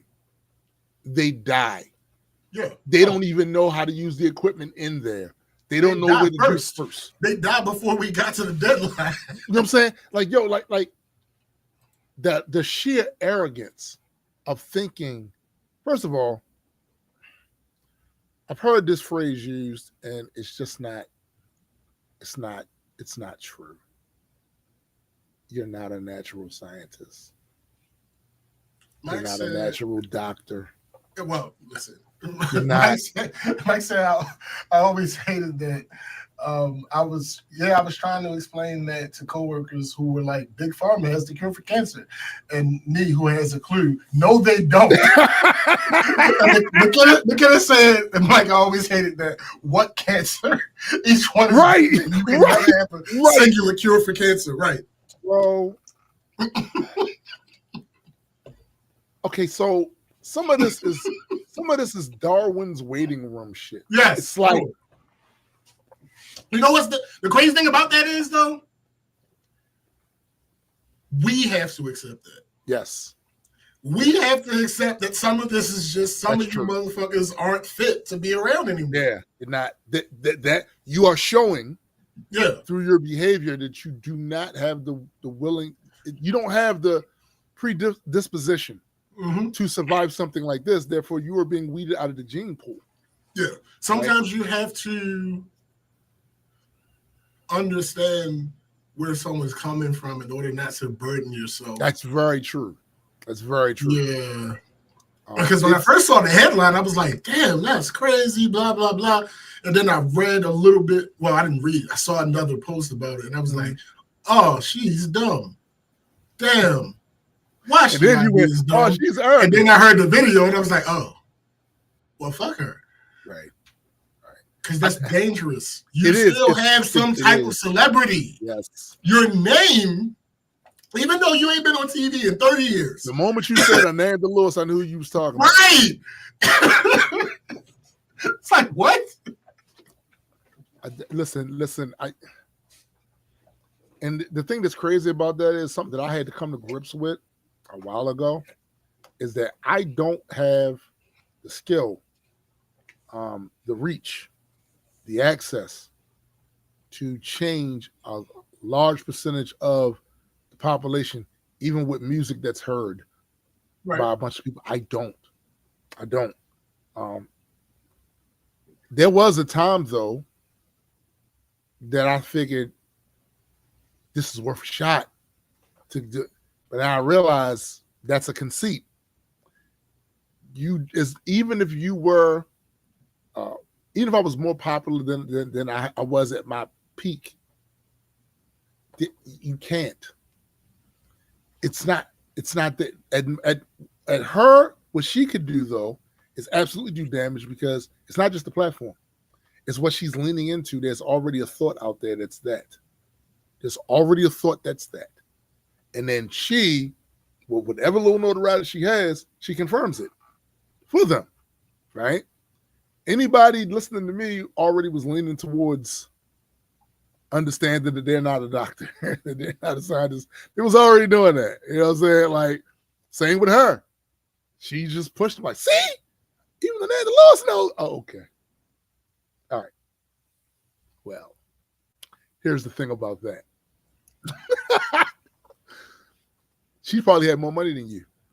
I mean, she probably had more money than you. And she was still going to take her fuck out if she didn't get treatment. Simple.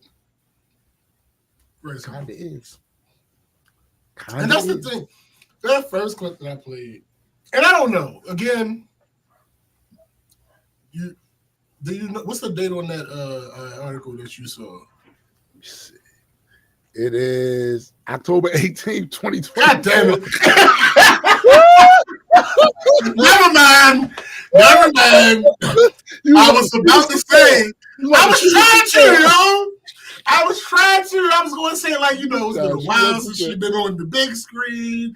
Maybe she forgot some of the media training, because that clip was a perfect opportunity for her to prove the people wrong and say, yeah, no, I didn't actually do this and such. But no, she didn't. And maybe that's buried in the interview. No, not that article came out today. I mean, all right, I'll put it like this. I am still holding space for her somewhere in that interview, because I'm not going to watch it. It's just not. I'm not watching it either. Yeah, yeah. But I'm still holding space that somewhere in that interview she expresses that what we are thinking is actually not the case. I hope. And in that case, and I find out, I'll get back on here and apologize. For her sake, I hope that's true. Right. For the sake of her fan base, such as it might still be, I hope that that's true. Because if not, nigga. Nigga. What are you talking about? That's goofy. What? That's goofy. Super goofy. I ain't gonna wait. Let me see something. And it's, you know, it's crazy how I found this, and a part of it is because of I'm decent at figuring out how to use the search function on different platforms. I just typed in Ananda cancer.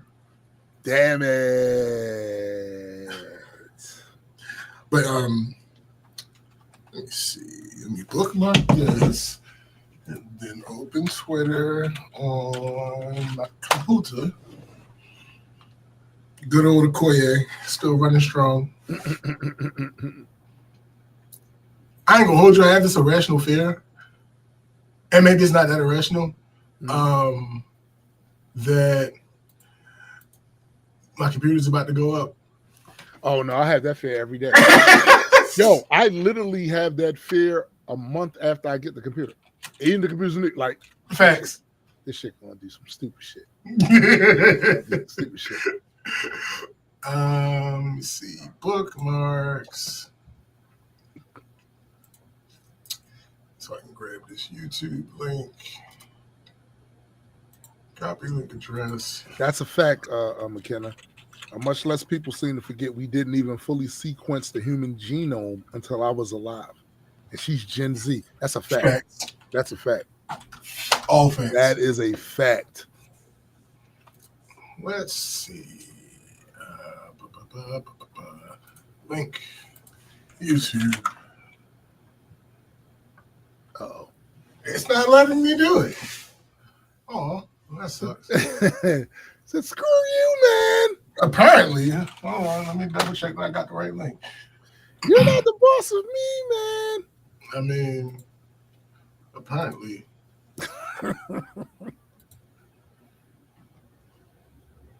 Does it need to be a YouTube link? Like, it can't be a shortened link? Yeah, this thing an hour and 8 minutes.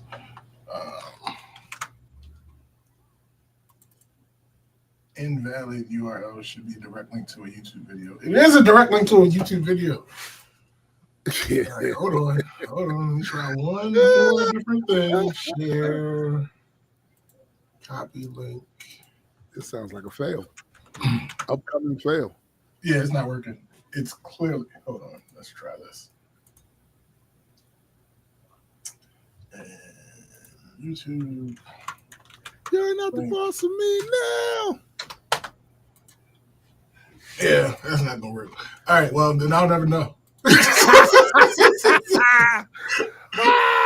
That's hilarious. I'll never know. Hold up, I have one more way to potentially. Oh, he's gonna compound the fail. This reminds me of stuff that my son would do back when he was a kid. Compound the fail. Because it depends on if this video has transcription.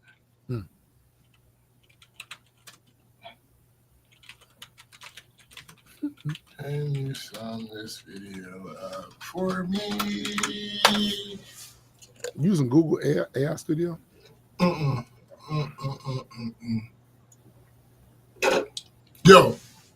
ChatGPT. Matter of fact, let's get into our weeks because nigga. All right. So you guys know we didn't have a show last week. The reason we didn't have a show last week is because a bunch of bulk items that has been around this house for years at this point, we finally got rid of, and a couple other shit that unfortunately required a whole lot of lifting, ganging and banging, taking the vitamins, saying the prayers, the whole Hulk Hogan phenomenon. And that had to happen on a Saturday. It was no way I was going to be able to do that and this. In fact, during the time of doing this, we literally got rid of one of these couches that forms the L. It's called a sectional. The sectional shits. Got that out of here. Should have got rid of the ottoman too, but we didn't. We kept that. That should have got the fuck out of here. That, an old mattress, some box springs, a frame, and a bunch of other shit. Heavy shit. And then most of that alone. Although, yeah, it didn't work. No, it worked. It worked too well. Oh, damn. Ugh. So it might as well not have worked. It might as well not have worked. But with the exception of, I did get some help that day. And when we got to the place where you dump all the shit, there was somebody there to help, which is dope, right? Hated it. And then later that week, had another doctor's appointment. Had to go to a urologist. Now, I'm telling you this stuff not necessarily for the people here, because some of y'all not gonna need it for a while. All right. But if you're a man, at some point you're gonna be going to a urologist. All right. At some point. It's just the way the human body works. Your plumbing is gonna get all screwed up with time. Right? And they gotta fix. They gotta find a way to fix it or whatever. Had to go to a urologist. Now here's the thing that we was talking about earlier about the American healthcare system. I was told years ago, you don't want socialized medicine because the wait to get a lot of these treatments is way long. Now, during that time, I was told that. I spoke to a lot of fans and supporters that come from other places that did have it. And they told me that some of that is true, but it's wildly exaggerated. Wildly exaggerated. Because we're on the outside looking in. Well, here's the thing about that. We don't have socialized medicine here. Right. Which we will refer to as universal health care. Mm-hmm. That does not stop the fact that in order to see a specialist over here for a lot of shit, they put you on a waiting list for like a month and a half, 2 months. So for all of the benefits you think you got by having the type of healthcare system that we have now, it's still doing the same shit you accuse the socialized medicine shit of doing. And worse, if you don't have right insurance, it'll make your family go broke. Something catastrophic happens. Mm-hmm. That was the case with this as far as the time period. They set this appointment up for me a minute ago. I went, y'all can't get me in at no point before that shit. Nah, this is the earliest we can. So I go down there. Here's the thing. When I go down there, the first time I find out, I don't know if I talked about this on the show. Maybe I did. When I go down the first time, they had moved the entire fucking office. Yeah. Right? So this is the second appointment that I managed to go down there. Went down there, had to do this this procedure because they was trying to get some information about something.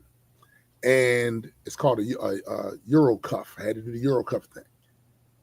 So they did prescribe me some medication. I'm currently taking that along with the other shit that I'm taking, right?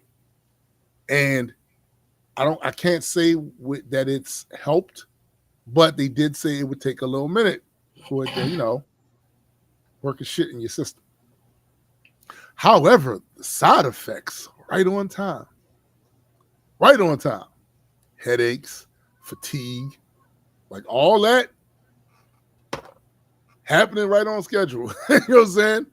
The benefits of it I haven't seen yet, but we're going to wait another week, 2 weeks, something like that, see what happens. So the thing is, I had another appointment and he did it to me again. Not with the urologist, with the cardiologist. Supposed to take a stress test. You know when they scheduled that for? November 20th.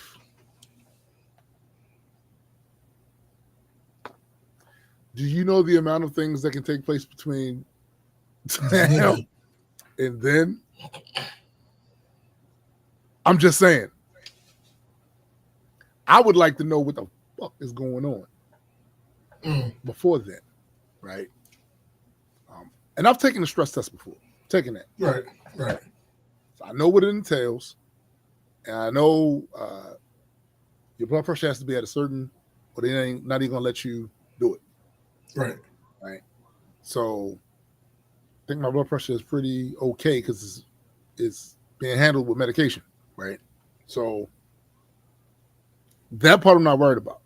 I'm just worried about the fact that y'all made me wait all this goddamn time to even do something like this, including that little sonogram type thing where they check your heart. I've had that before too. And they found nothing that would have led them to think that I would be having the symptoms that I'm having. That was over a year ago. I'm still having those symptoms because they can't find anything. So hopefully it's nothing, but I don't like living my life like that. Thanks. So every time it's time for me to do that, I'm going to go and do it because I'd rather catch something early that can be taken care of early than being told, damn, if you'd only came in here a month ago, we could have. That's a horror story that we've seen play out before with other people. So damn that.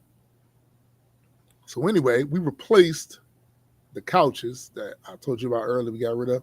We replaced them with some new ones. And here's the thing: these motherfucking cats, y'all know how they get down. They love to scratch shit up. Now they got things in here that they're legitimately allowed to scratch up. We bought them things for them to legitimately scratch, and they do. But it's nothing like scratching some shit you ain't supposed to. Oh, thanks. So this new couch, it's a couch and a love seat. With this shit up in here, I am still waiting because I know it's coming. See, they already laying all on it because it's new. Ooh, look at this. This had to have been purchased for us. No, nigga. But all right. You want to taking the little cat naps and getting it in. I just know that at some point I'm going to be sitting over here in front of my computer and hear a scratchy sound. Bruh. It's coming. It's coming. And I know it and everybody knows it. So we got little covers on it. But we don't have like, your grandmother used to have back in the day where the whole goddamn couch was encased in plastic. Nah, we don't have that. We'll probably eventually get some sort of covering over the whole thing, right? But as for now, it's just covering on the seats because we don't want a bunch of cat hair getting on the goddamn, seats. But keeping my eye out and my ear out for destructive ass kitties that feel like ain't nobody paying attention. I just had to see what that felt like under my claws. Little bastards. And I believe I'm supposed to be next Friday coming into Baltimore. Take my mom to lunch. Her birthday is on the 1st. And we're not going to be down there on the 1st. So the day before that, we're going to go down there, take care of that. The last time I saw her was on Mother's Day. That was the last time I saw her. So yeah, I'm gonna be down there all day. Wait. Nigga. You said just want to clarify. You said you said Friday? Yeah, Friday is not the 25th. Nigga, no. Friday's the 1st. You're right. Friday's the 1st, so it's Thursday. Okay. Thursday, all right, cool. 31st. Yes. All right. On the 31st. I was gonna make sure you wasn't. Yeah. Look, nigga. Hard to keep track of time sometimes. Nigga, that's what I'm saying. I don't want you to move forward thinking Friday the 31st. And then Thursday, and you're like, true. That's very true. That's very true. It's very true. But yeah, it's supposed to be on the 31st. So we going at it. But other than that, that was my week. It was relatively uneventful, except for me having to lift all that bullshit, and of course dealing with the medical shit. Yeah. All right. So, as I can tell, I went. All right, I'm gonna get this. Yo, GA say, Tim, you got to reduce your acolyte. I can't even say it with a straight face. So I'll do this now and I'll get back to ChatGPT. So I had put the YouTube link in the ChatGPT, right? And I'm like, can you sum this video up? And I'm not upset that it said I can't directly summarize the content of the video. I'm not mad at that because number one, that's not what I expected you to do. I didn't expect you to look at watch the video. Okay. No, fuck. What I'm mad about is that it said you can watch it by following the link provided here, and then send me back the link that I gave it. I'd have been mad. What the fuck? I have the link. I have the link. I gave it to you. What are you? Big mad. Anyway, big mad. Massive mad. That led me to wonder: because on YouTube you can set it up so your video has a transcription. So I was like, all right, well, if ChatGPT didn't even look at that, maybe it doesn't exist. So I'm like, all right, let me slide over to the YouTube video just to see if I can find a transcription. Well, what I found was the comment section. And now I'm so much more confident in A, my assessment of the situation, and B, the fact that I will never watch this interview.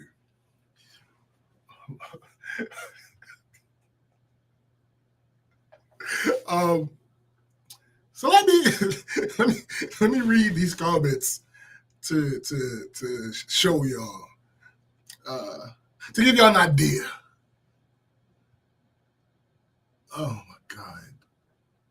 Blackdoctor.org is what is happening? Anyway, let me read these comments to give y'all the same amount of context that I now have about the situation.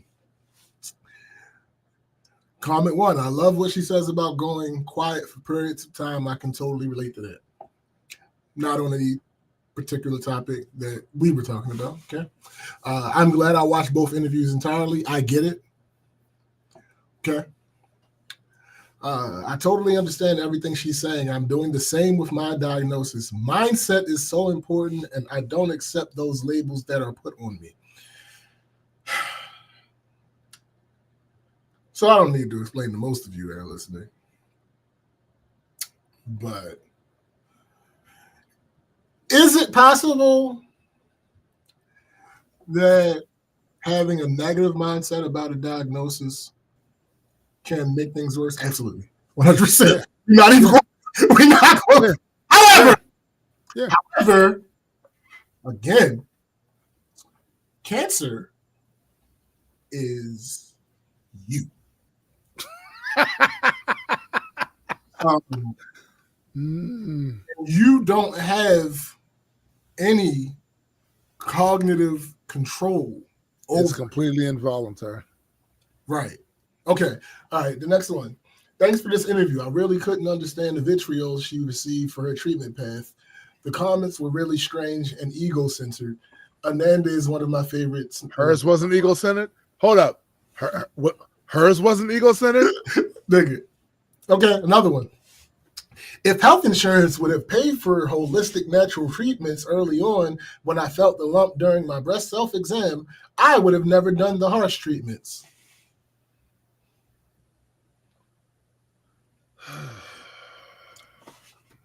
Again, for those in the back, cancer is you.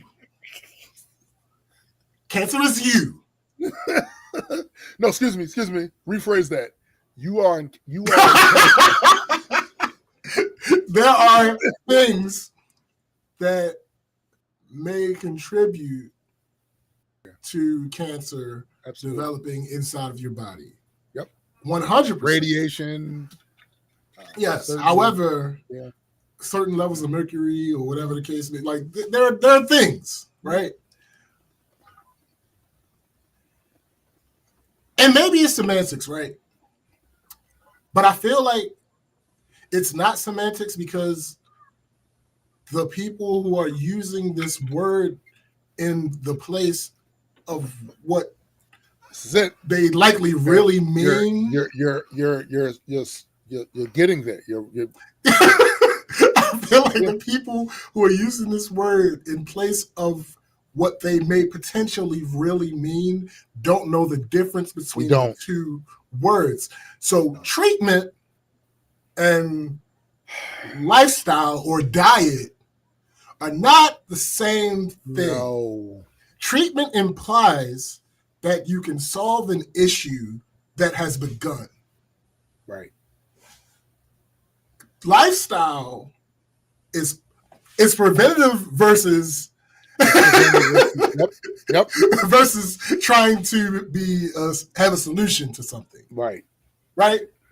There is nobody in good faith that is going to argue with anybody, that eating clean is going to be a negative for you. Right. Nobody is arguing that. Right. However, these things aren't all binary. No. There are things that you can eat yourself into that once there, you cannot eat yourself out of. I think what you're talking about right there is one of the critical issues on this topic. Yeah. That people have this fundamental misunderstanding about that part right there, because they seem to conflate the fact that eating the wrong foods can cause you to get in trouble with some shit, but they think then all I have to do is now eat differently, and it'll cure that thing that's there, and that's not always true. Yeah. There are situations where that will be helpful, but there are also situations where it's not really going to do anything for you. Hey, got something for you. Blood pressure. Yes. There are things that you can do to change your diet that could help you get closer to a normal result with blood pressure. They're still going to put you on that pill. Right. Now, depending on how early into the situation you caught it, that reversing lifestyle could get you off that pill. I know somebody, I have anecdotal evidence at least of this from a friend of mine that moved out of the country, went someplace else. He was getting more exercise. He was eating better, less shit all in his food and all of that. And he was still taking the same amount of blood pressure medicine. He started getting these negative effects. He goes to the doctor down there, and the doctor's like, look, the reason you're having this negative effect is because you don't need as much blood pressure medicine anymore. Right. Your lifestyle has changed. You're getting more exercise. You lost weight. You're eating better. So we're going to reduce the dosage that you're having, and then we'll come back and check to see if that works or if you don't need any. Right. But they're still going to give you that medication. Oh yeah, they're still gonna. Yeah, they're not gonna get. You're not gonna walk out the doctor's office with an apple. That's not happening. Yeah, that's not happening. Let me see. Next comment. Blessings and light to you both. Moving on. Moving on. No. Moving on. The last comment. The last comment on this video. Super happy that Ananda, and you spelled her name wrong, is doing what's best for her. However, wait, I was not ready for this conflation. Oh, brace yourself. Hold on, let me get some water. Okay.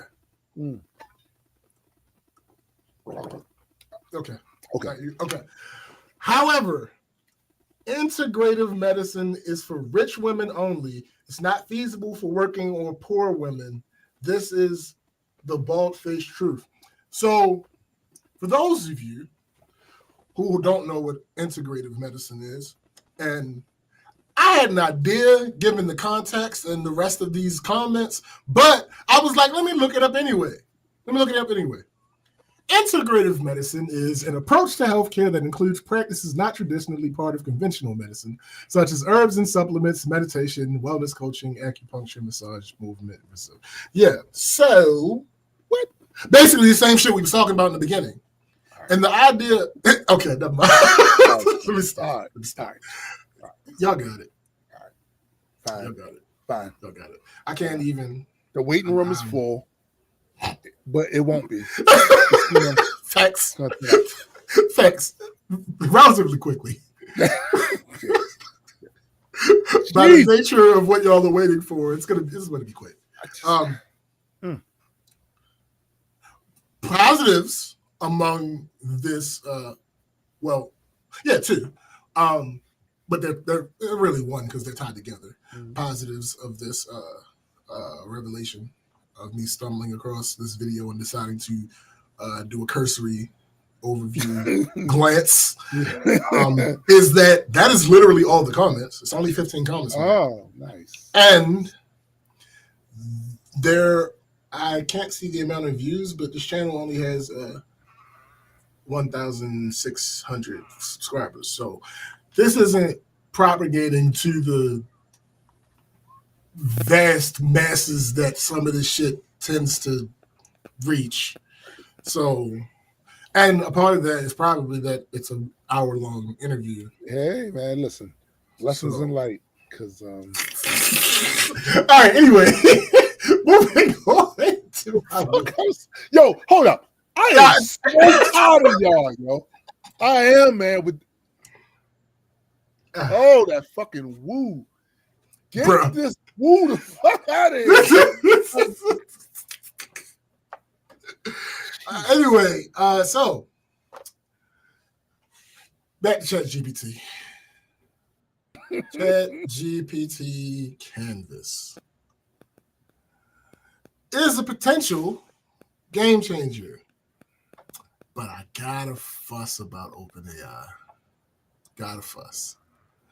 Wouldn't be right if I didn't fuss, because y'all be on some bullshit. Listen. The Wright brothers fussed about that early plane, but facts. It led to some good shit. Yeah, they released this Canvas feature mere weeks after releasing the 01 beta, right? The press release for the 01 beta touted that it's a model with advanced reasoning, making it the best model for advanced math problems and coding. Whoa. They said this about Canvas? No, 01. Oh. So then a couple weeks later, the Canvas update comes out, and in its description, oh no, when you go to use it, when you click on the model in ChatGPT, the description says, collaborate on writing and code.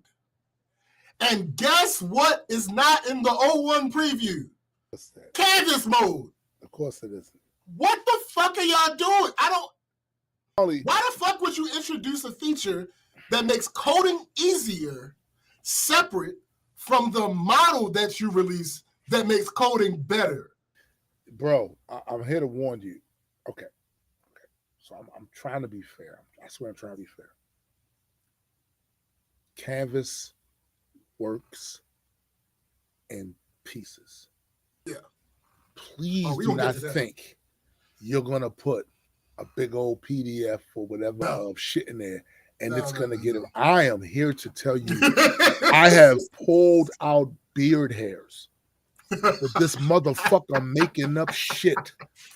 And it's like, yo, this is not part of the document. I know the stories I wrote. This is not part of that. I'm asking you to just take this from this and format it in the format that I want so I don't have to do it. I have literally had to do it chapter by chapter.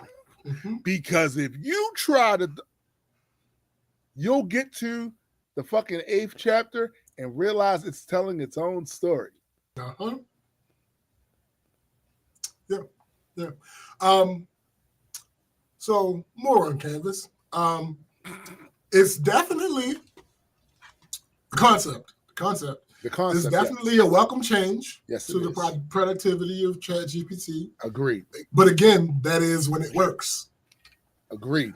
There are several things that we're just having info that you want the chat to remember comes in handy with Canvas. That's where this shines right now. Yes. Right now, it's when you have the information that you want the chat to remember or that you want to make sure you can remember. That is where this shines right now. Hold up, y'all. Before you continue, GA is wilding. You can cure anything with enough sage, SBJ. Bruh. It's not Wu Tune. It's magnetism. Yo, I'm so sick. I'm so sick. All facts. Shit is annoying. But so there's a project that I'm working on where using Canvas has helped streamline what I was doing with the models before Canvas came out. Sure, absolutely. But unless I'm misunderstanding, it doesn't work that well beyond that. So I was working with an HTML file that is populated by files that are inside of a folder. I needed a part of that final HTML page. It contains some regular text and a table. I copied the text. First, I tried to put the folder the files from the folder in there and have it build the HTML file itself, it just wouldn't do that. Okay, fine. Even though I know you're supposed to be capable of doing such, it just wouldn't do it. All right, whatever. Instead, yeah. So I copied the text that is in two formats, one paragraph form, and then under that a table. I copied all of that text and I pasted it into ChatGPT.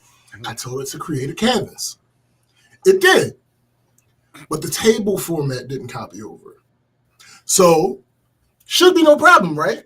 According to that video, all I have to do is highlight the information that's supposed to go on the table, and that little thing will pop up, and you type it in there. I highlighted it. I defined what the table, columns, and all that shit should be, and said, give me a table. It gave me a table, but the table wasn't formatted. It was a picture of a living room table. the table wasn't formatted right. Not only was it not formatted correctly, it wasn't formatted consistently. Right. Inside of the same table. Mind you, it was only 5 or 6 rows long and 2 columns.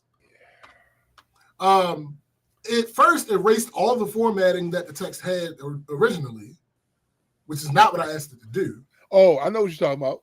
It did that little wavy shit on there and then changed everything. And it wasn't, Yeah. So I had it restore the original format of the text. Then one row contained all of the information that should be there, but didn't have a line break where it should have had the line break. But the next row didn't even have all the information in the same row. It created more rows instead of. So it's like, bro, pick a change. Either one of them would have probably been fine. Not both of them. Why are you reacting differently for the same information? Because it's Canvas. Right. Nothing I did would fix either of these issues. No. With several attempts having ChatGPT. Hold on, when you say several attempts, does that mean that what you did was close it, opened it back up? No. Canvas? No. I'm not doing all that shit.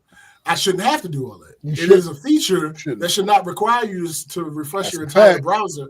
So what I did was I would type in a prompt, see what it did. If it fucked it up too bad, I would tell it to restore it to what it was before. Right. And that it did reliably. It reliably went back to what it was before it made the most recent change. But you that know, it did reliably. You know what's ill about that though?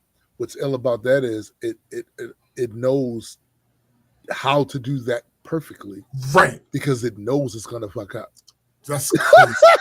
Like, oh, I know I'm gonna fuck up. So that's crazy, but I can't argue. That's crazy as fuck, but I cannot argue one bit.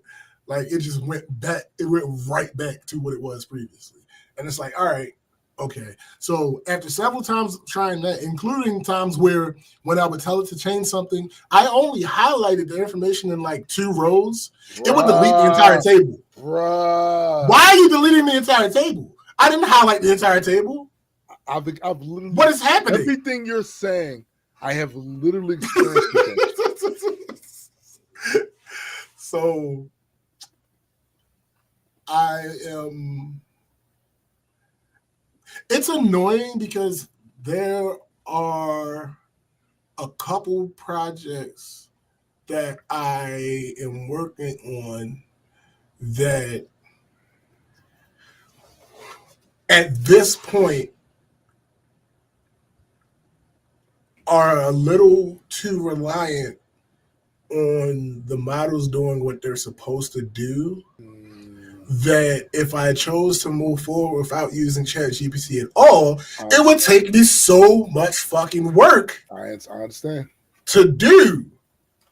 So, like, I'm kind of held in a holding pattern with OpenAI to get their shit together. Like, I don't need everything to be perfect. No, right. It needs to not be what it is now. Yeah, it needs to work reliably. It needs to work reliably. Bro, and of course I picked this time to try to do this. This has been on my mind for about a year. But I picked this time to try to do it because Canvas worked. It was working. Oh, dope. This time do that. I am literally writing a Bible for one of the species in our story, the Anthropics, right? And I'm doing it in the same format as Western Qurans are, where you have the English on one side and the Arabic on the other side. But in this case, I have the English on one side and the Entropian on the other side. Right. I even went and refreshed the language that I put together for them to be able to do that, because they needed a large vocabulary and it needed things that was missing in how languages are supposed to work in order for this to work. I did all of that shit only to have this motherfucker telling a complete different story that I'm trying to tell. It'll get it got their creation myth right. And then it got the how the different separate tribes eventually merged together to form the one tribe. But everything else after that, it was on some bullshit. Bruh. Can't say that I'm surprised. Garbage. Yeah, listen. OpenAI, you probably won't see this, but you might. Bruh, we wanted you to ship. We've been yelling, ship, all year, especially after that bullshit you pulled with the voice model demo that had everybody all excited, and then you waited till October to give it to us, September, whatever. We've been yelling, ship, but we haven't been yelling you to ship shit. Right.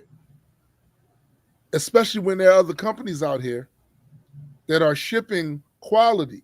And you may have a slight advantage on them in some features, but none of that matters if you can't get the thing to do what you said it could do. Right. And I think part of this is coming from the fact that you have not implemented, two reasons. You have not implemented every part of that yet. And secondly, the guardrails you're putting on it to protect yourselves is making it stupid. Everything that I have read about this and videos and all the shit I didn't watch about this is that guardrails do make it stupid. I'm not saying you're not supposed to have something to prevent. Right. Absolutely. I'm not saying that. I'm saying that whatever way y'all doing that, it's making it dumb. And this is the opposite direction of where this shit's supposed to be going. It's supposed to be going to artificial general intelligence eventually. It's moving towards AI. Yeah. Artificial alternative intelligence. That's exactly what's happening. That's exactly what's happening. Like, come on, man. Like y'all gotta, especially because y'all not 2 years ahead of the competition anymore. Not no more. Y'all maybe 4 months. Maybe 4 months ahead of the competition. Yeah. Y'all had a generous head start. Yeah. Y'all gotta fix it. Dwindling. Because you want money. This is the thing. Yeah. You and I understand why you want money. I get it. It's the same argument that we've had for years with the Star Citizenship. Because at the end of the day, they say, they charge people for this, that, and the third. But how else do they fund it? They're trying to fund it. It's still a developing thing. I understand that. However, there are great ways to fund, and there are shitty, poor ways to fund. Yeah. And there are examples. There are examples. And I get. Guess what? If your product worked, you can charge companies to use it. Facts. It's really that simple. They already charge. You don't have to do. They charge just the API. My company personally has not used the API part of it yet, but I know that's coming because there's the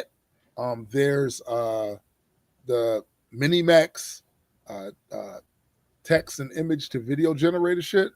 My company's going to be using the API for some shit that we got planned, right?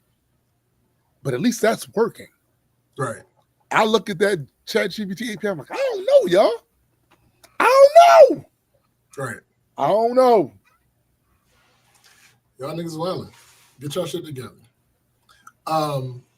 Moving on.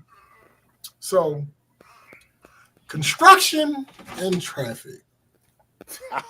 Nigga. So, I don't know if y'all remember, but I had told y'all a while back about a manhole that exploded and took out power downtown. Well, that shit happened again. Oh my! Wait a minute! That shit happened again. No! I was assured 4 years ago, maybe 5 years ago, that we was going to have infrastructure week, and all that shit was going to be taken care of. The same shit happened again at the same exact spot. Not a different spot. Not somewhere else along the line. No, the same exact spot. No. You saw that on Netflix. No, nigga, I lived through it. The same exact spot. This was now 2 weekends ago. So the weekend before the last show that we had is when it happened. Same exact one. And because of that, 2 of the streets that lead to the openings to get into the garage that I park in for work, 2 of those streets were closed. Oh my. Now, what this meant is that the last block or so of my trip to work, which normally takes 1 to 3 minutes, now took somewhere like 7 minutes minimum. That's a good day. So somebody's got a frowny face. When I went back to work, because I didn't even know what happened until I got into work. When I went to work that Monday, I had no idea. So I was just annoyed in the dark and like not moving. Like my car is not moving. Why is my car not moving? The light's green. So I got into work and my supervisor mentioned that the explosion happened. I'm like, again? She's like, yep, same exact spot. I said, damn. So Tuesday, I was a little more prepared. It's still annoying though, because you, of course, yeah. But I at least expected it, right? Right. But I pondered to myself. I said, self, right. The way that I go to the garage that I park in is not directly hindered by any of the construction. It's places around that. Right. So it was indirectly congested because of people continuing to try to go that way. Right. So my question was, why the fuck don't they just go another way? Because it's downtown. And because it's downtown, and because I work a 9-to-5 job, right? That's what a lot of the schedule downtown is. Yes. So that being the case, you would think that by the second or third day, you motherfuckers would realize that you can't go this way, right? So, you know how we always talk about how stupid people are? Yes. I was incredibly pleasantly surprised when I went to work Wednesday and the traffic was just moving. They still stupid. Go ahead. Wait. We gonna get to that. Don't bury the lead. So I'm like, oh, these monkeys got it. Okay. Well, actually, no, I ain't gonna hold you. I'm cynical. So my first thought was, oh, the construction must be over. Yeah. Then when I got to that turn, I'm like, oh no, the street's still closed. The monkeys finally got it. Okay. All right, good shit. That was Wednesday. That Thursday, same amount of traffic. That Friday, same amount of traffic. Now, why did I bring this up? It's because for some reason, the people had forgotten that the shit was fucked up by the next week. And Monday, the traffic was just as bad as it was before Wednesday. Yeah. What? And Tuesday, it was just as bad as it had been. And Wednesday, it was just as bad as it had been. By Thursday, they had finished the construction on part of it. So one of the streets opened back up. So traffic was more closer to what it normally is. Right. But I'm like, what phenomena had to occur for these motherfuckers to have learned Wednesday, Thursday, and Friday not to go that way, but you decide Monday and Tuesday to still try to go that way again? Like, what the fuck? What changed? What happened? I don't get it. Actually, I blame you. What?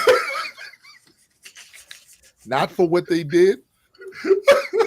But for fooling yourself for 1 second to think, bruh, hold up. It's going to be a complete clusterfuck. All right? To be fair to me, I had what was at the time compelling evidence to believe that at least a portion of them had learned a lesson. Believe half of what you see. It was 3 days straight. 3 days straight of no backup. They set you up. Clearly. They set you up. Each of them individually was like, nah, all right, we're going to lull James into a false sense of security. False sense of security, and then we're just going to come back all at once on Monday. The worst day of work. We're going to come back on bullshit. We back on the bullshit. Also, I've noticed something downtown. Let me know if I'm tripping. So, well, always. But the pedestrian lights. You know, the ones that have the white person, and then it either does a countdown or the flashing orange hand, and then it eventually gets to the solid orange hand. I've noticed that downtown Baltimore, the timing on them has changed to where you get, what the hell happened to Tim? Did he break it? Yeah, he broke it. God damn it. I've noticed on them that instead of happening at the same time, they now turn white, giving pedestrians the signal to walk several seconds before the traffic light turns green. You said you're here, nigga. I don't see or hear you. Let me try this. Let me try this. Go ahead, give you a refresh.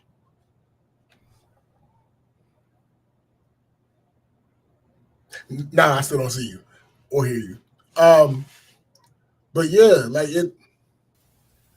That was purposely. Okay. I've noticed that they turn white like 10 to 15 seconds before the traffic light turns green now. Really? Which doesn't make any sense. I don't understand. I don't really get it.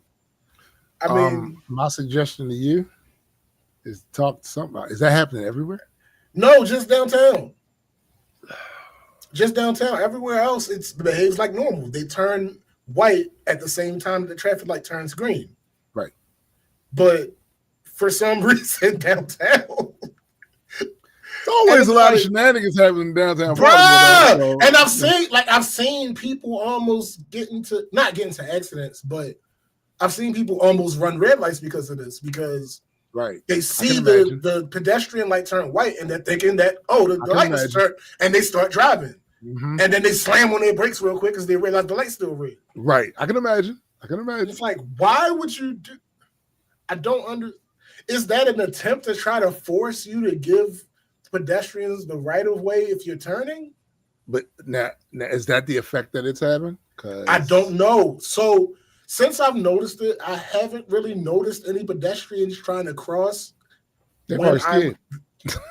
Yo, listen, I ain't gonna hold you. They're probably scared. If I was walking, because I've been driving for as long as I've been driving, I probably would pay attention to the traffic light too. And I'd probably be like, yo, what is happening right now? Mm-hmm. Like, why is this changing, but this isn't changing? Is there another? I'm just saying. Like, if this light in front of me is red and I can't see the light on the cross street, right? I'm thinking that's still green. Yeah.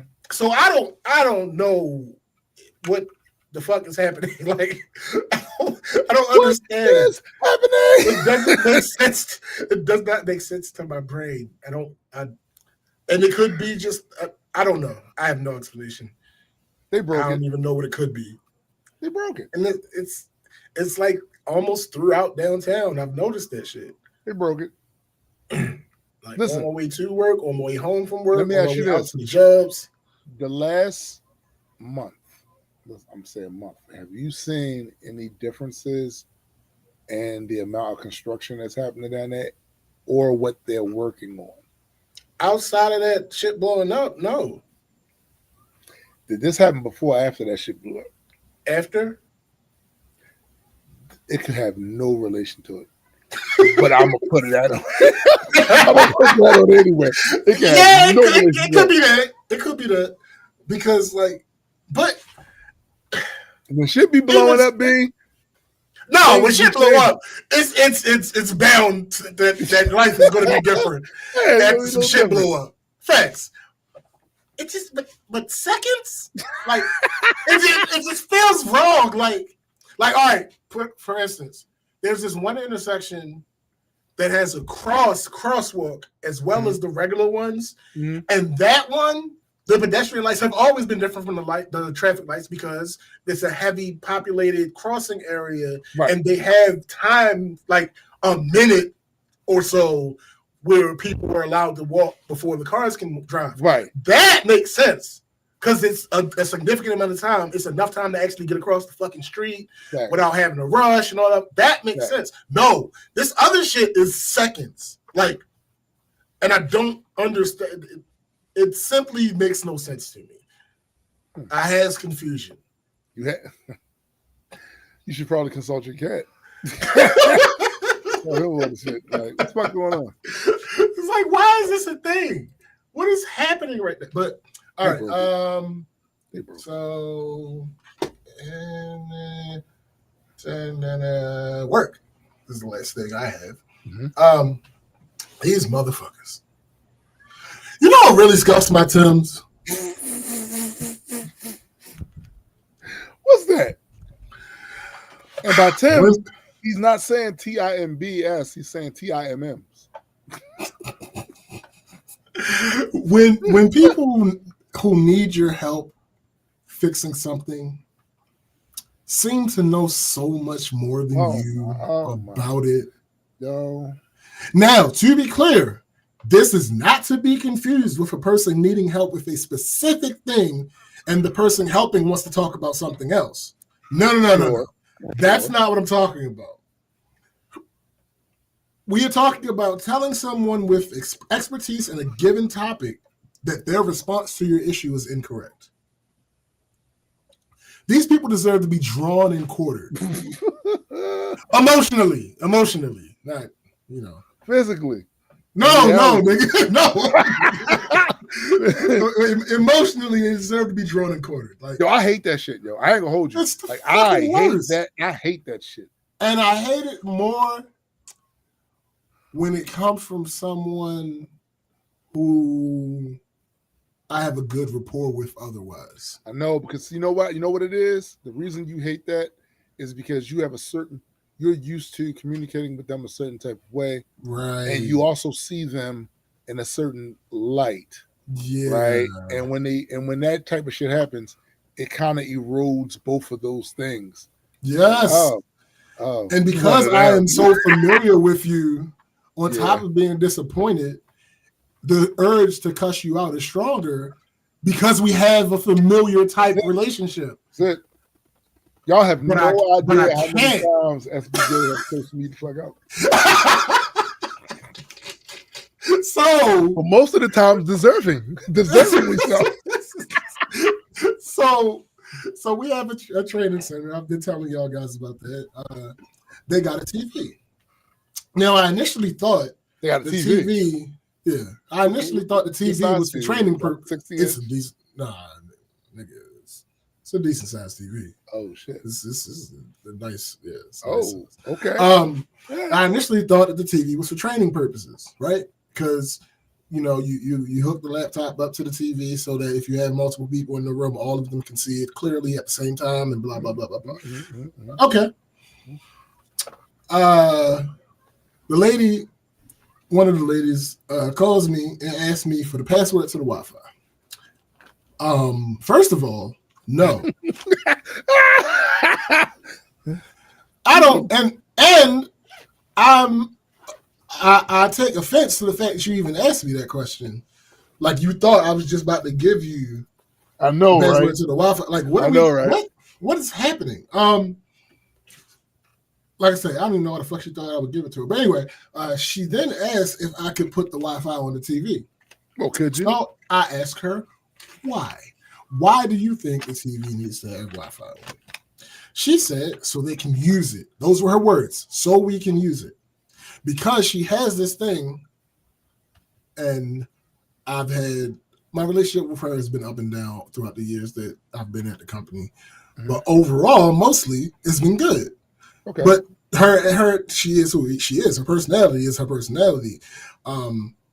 She has this thing where if she's sure about something, regardless of whether she's right or wrong, but if she's sure, you need to understand it as well. I don't like that way. You need to understand it the same way she understands it. No, I don't like it. Yeah. So that I is a recipe for annoyance. Yes. I asked her why. She said so that they can use it. Because I didn't want to get into an argument with her, I didn't ask any more questions because what the fuck you mean? Okay. So in this specific conversation, she never got to saying that it was so they could watch TV. Mm. She never said that in that particular conversation. So I basically told her there was no reason to connect it to Wi-Fi, and I stopped responding. Right. Because she never gave me a reason that it would need to be connected to Wi-Fi. Like, not a good reason to convince me. No, a reason at all that would require the TV to have Wi-Fi. Like, she never gave me that. So I just left the conversation. So the next time that we had the conversation is, what is with your audio? My audio did something weird? A little bit. I didn't notice anything different. It might just be me, but. We did some robot shit? Yeah, a little bit. Huh. What's it doing now? Yeah, still doing it. Like, I can hear you clearly, but it's still Domo Arigato, Mr. Roboto. Yes. Absolutely. Let me check my. And it could just be me. Somebody say. Somebody tell us. Yeah, is my audio coming out super weird? Yeah, let me know if it's just me. Because I'm looking at my audio source. All right, GS says good. All right, we're just going to keep rocking and rolling. All right. So the next time we had the conversation, she finally mentioned streaming on the TV. Mm-hmm. And other legit reasons aside, the amount of effort that it would take me to get that to work is prohibitive. The way that our firewall works makes it damn near impossible. Since we blacklist everything and allow certain things that we want to get through, I would have to find every site, every single URL that could possibly be used by the given streaming site. She, not having a clue about firewalls and how they work, didn't understand that and wouldn't take that for an answer. But I told her that if all she wanted to do was watch the news, because that's what she mentioned at the time, so if all you want to do is watch the news, then you need to get a digital converter box or an antenna for the TV. Right? And where would she get that from? Actually, anywhere, for real. Best Buy. She would have to buy it. No. The company, she wouldn't have to spend her own money. Oh, okay. No, she wouldn't have to spend her own money, but whoever bought her, whoever the fuck bought her that TV should have also provided a way to watch that TV. Yeah. Because we weren't informed about the TV. I found out about that shit when I popped up one day. I saw a big ass TV.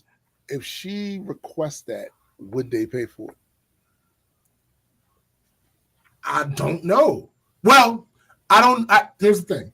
So the next time I went over there, she brought it back up. And I said to her, why don't you get the digital converter box or an antenna? She said, we do have one. So I don't know where it came from, but they got one. But before I went there that time, I told my supervisor was not my supervisor about it. And she was like, flat out, no. And here's the thing. She's more strict than I am. She's way more stringent and strict than I am. Why don't you say it how she really said it? I mean, no, she flatly said no. She said, get the fuck out of here. Actually, she said no and then asked me why they would want one. But that was just her curiosity. Yeah, that was just her curiosity. The answer was already the answer. But what did you? I told her. She said something about watching the news, and she was like, "What? Why? No. What the? Yeah.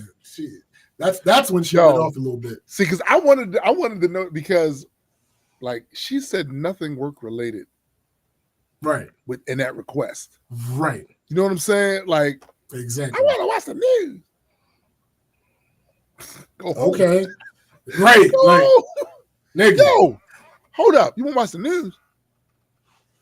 Right. Exactly. What are you talking about?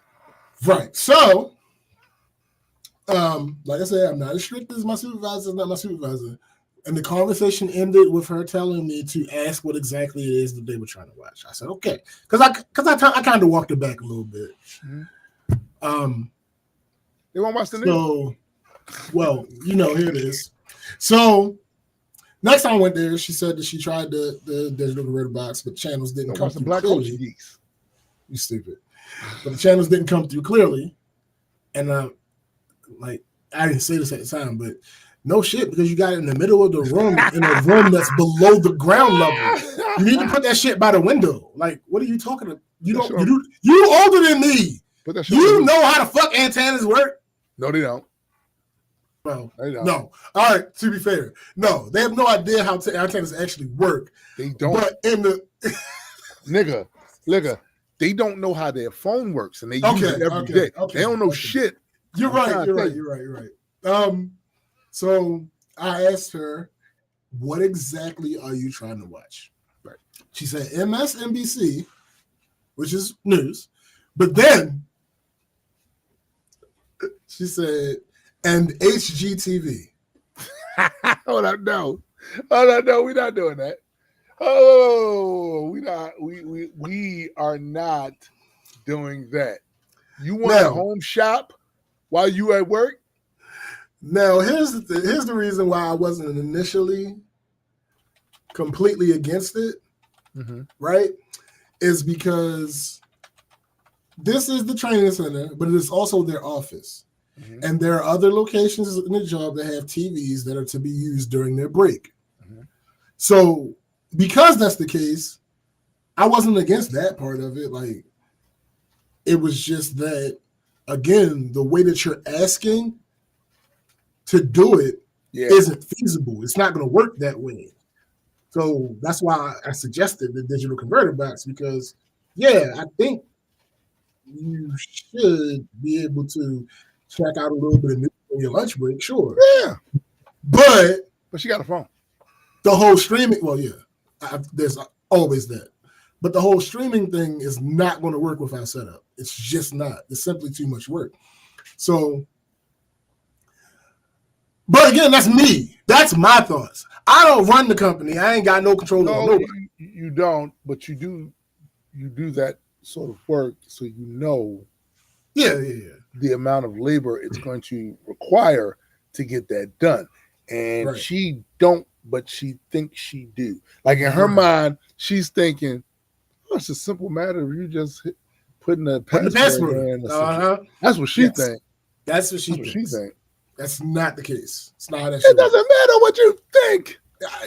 So, I wipe a llama's ass with what you think.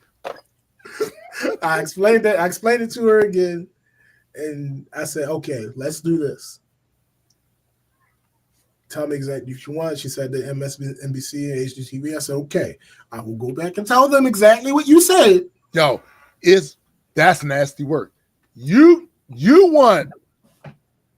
wants you to go and tell them that she needs to have this TV available so she can watch MSNBC and HGTV, because she's missing out on all the deals.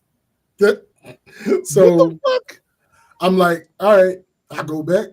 I talk to my supervisor, and before I even finish the sentence, she's like, "Oh yeah, our boss said no." And I'm like, "Oh well."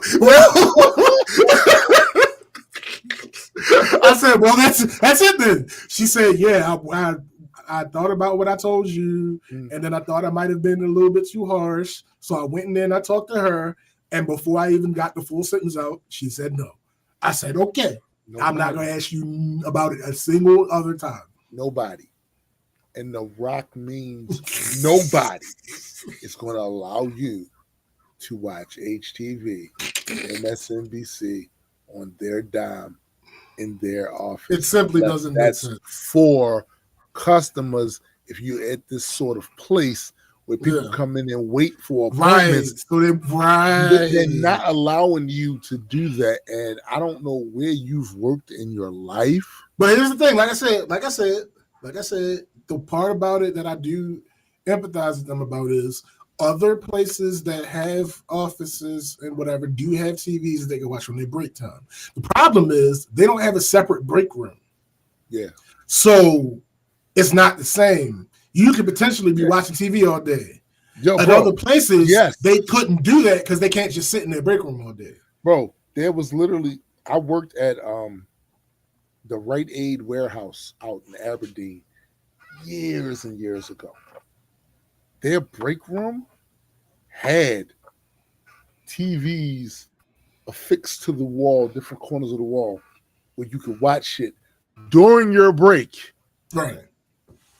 Now, me, I never participated because once I don't want to just be watching some shit, then get all engrossed in it. Then I got to go back to this motherfucker salt mine and work and shit. No, I like to keep my mind kind of in tune with the fact that I am at work to work, and I don't want to get too comfortable with then working becomes a chore and shit.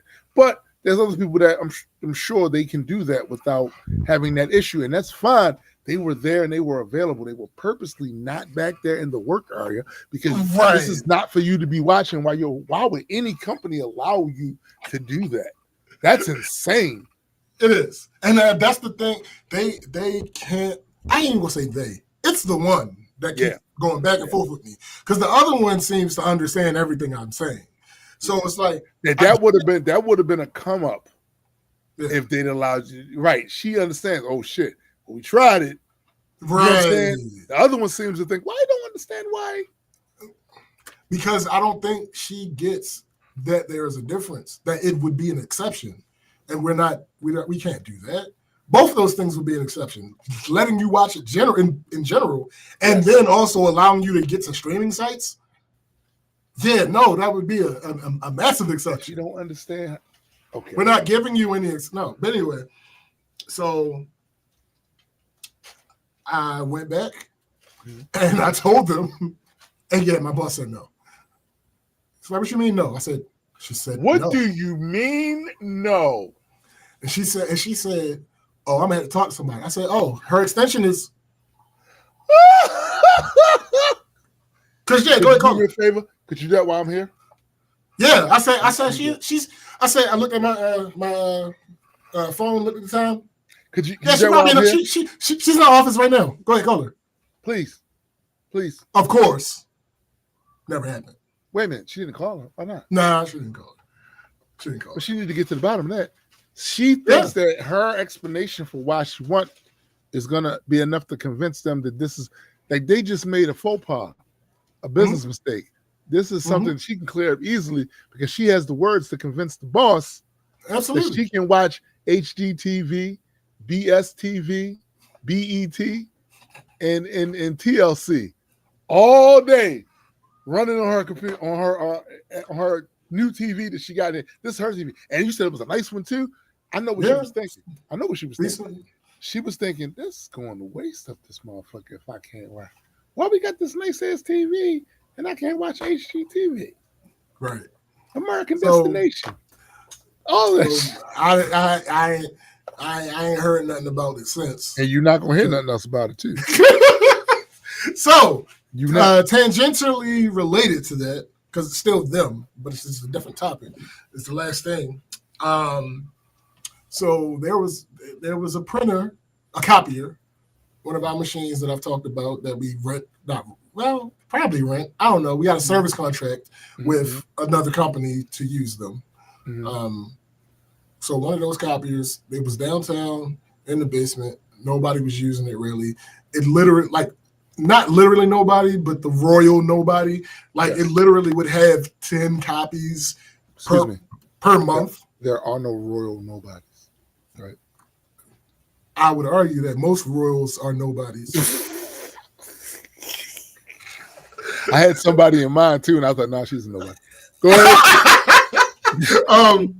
So I would say literally probably 10 copies a month. Like that's nothing. That's yeah. So when I found out, nobody told us. I just did 10 copies yesterday. So right. Nobody told us, which is a common thread here. Nobody told my department. I just showed up one day and it was there. And I'm like, okay, cool. It's not a problem that it's there. I would just have somebody tried to tell me, but they didn't do a very good job. So when I got off the phone with them, I thought they were talking about a completely different location. Oh.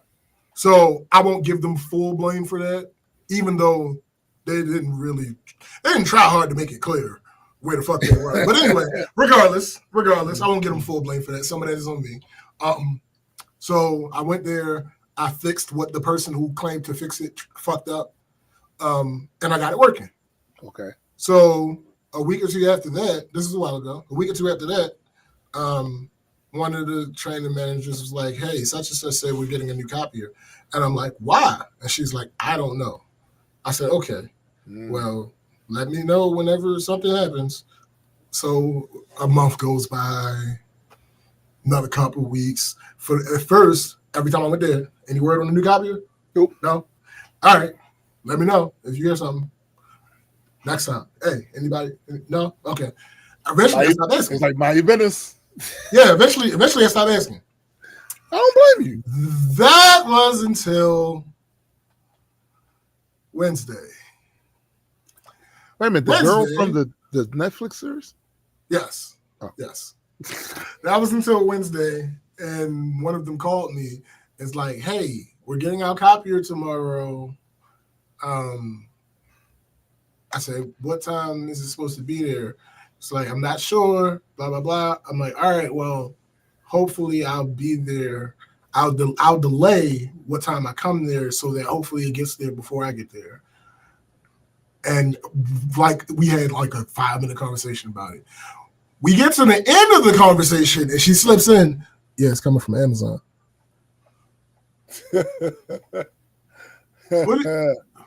What do you mean by that? You heard what she said, nigga. So when I heard that, I'm like, shit, now I got to talk to my supervisor, who's not my supervisor again, about some more bullshit at the same office.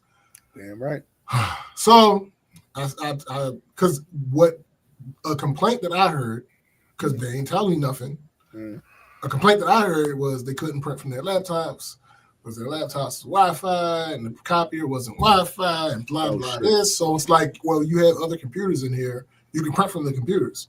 The printer works completely fine with the other computers. Right. And that's what they had been doing. I'm like, all right, cool. So I thought it was no issue. So when I hear about this, I'm thinking they went and talked to somebody and asked them for a wireless printer so they could print from their laptops. That's what I was thinking. Right. So I told my supervisor, she's like, listen, don't stress yourself out about it, because what has happened is in the past, when they go above when the other vice presidents go above my boss's head or around her and try to get something for the jobs, our official stance is we don't support that shit. Of course not. Because we don't know where it came from. We don't know why it was chosen. We don't know anything about that particular piece of equipment. We don't know anything about it. So we're not going to put ourselves at risk of calling ourselves supporting that, and then we can't support it for whatever reason, and then it'd be our fault. Nope. We don't support that. I don't blame you.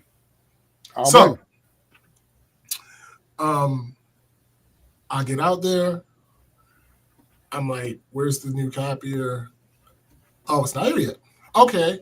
All right. So while we're on the subject, don't get rid of this copier right here. This is still going to be used for everything y'all use it now. The new one will just be for y'all laptops. And they're like, what? What do you mean? And I'm like, what do you mean? What do you mean? What do I mean? What is this? What is this copier? And they're like, no, it's the same exact copier. And I'm like, hold on. So why are we getting it from Amazon when we had this service contract that we get all of our copiers through? Why are we getting this particular one?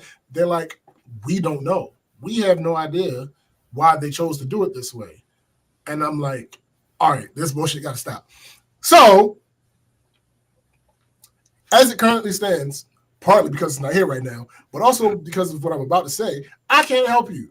They're like, why? I said, because in the past, the rule has been from my boss that if we weren't involved in a piece of equipment, we weren't involved. We ain't involved in a piece of equipment that comes to one of these locations.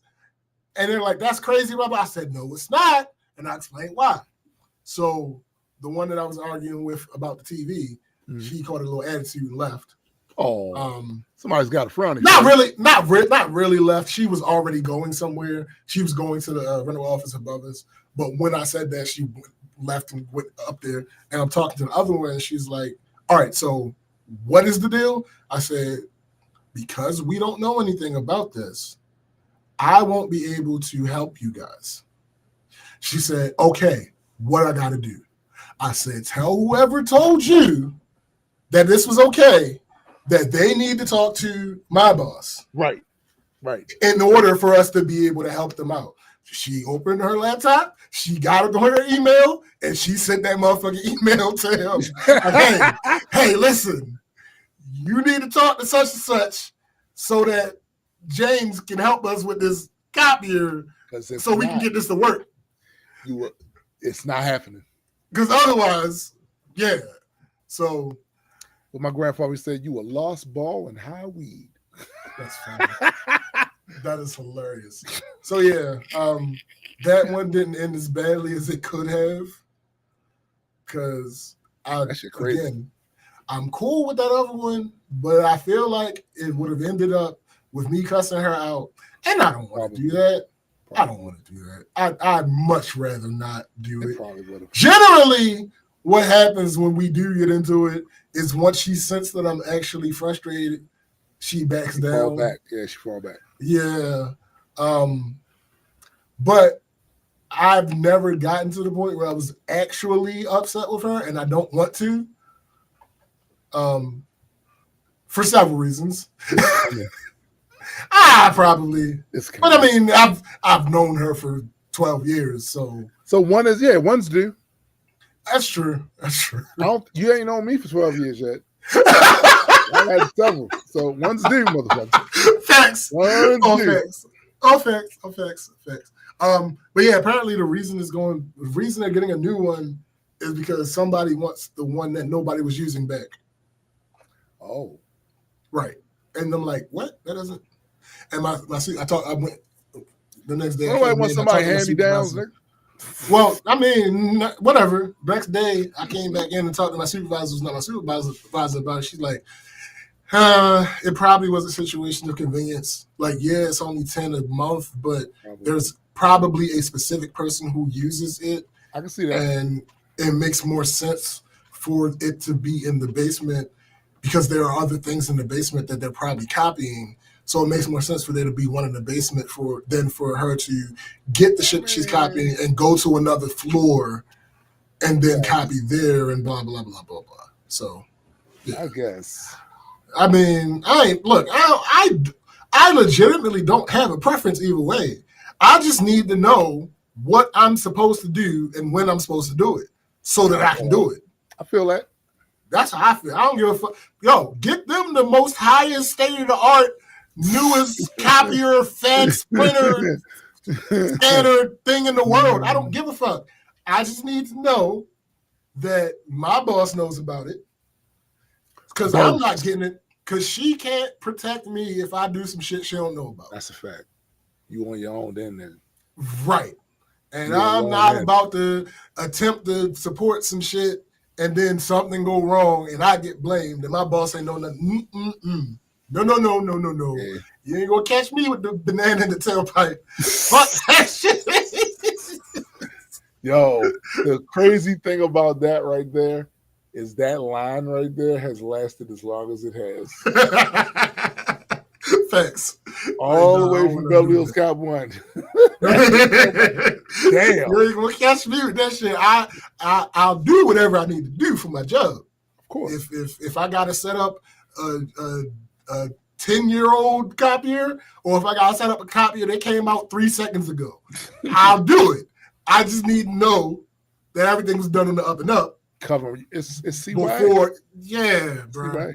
Cover your ass. Yeah, I don't blame you. so, I don't blame you. Like, and that's the thing. They had a lot of the employees have the idea that some weird way the vice presidents are trying to hold us back from progress. And no, it's just they know what the ins and outs of the company are, and they understand what's feasible and what's not feasible given the company we work for. Trust me, if it's something that's going to help elevate them, they're going to Nigga, if it is best for the company and there are no reasons to avoid it, they're going to do it. You heard what Triple H said. It's what's best for business. And on that note, we are done.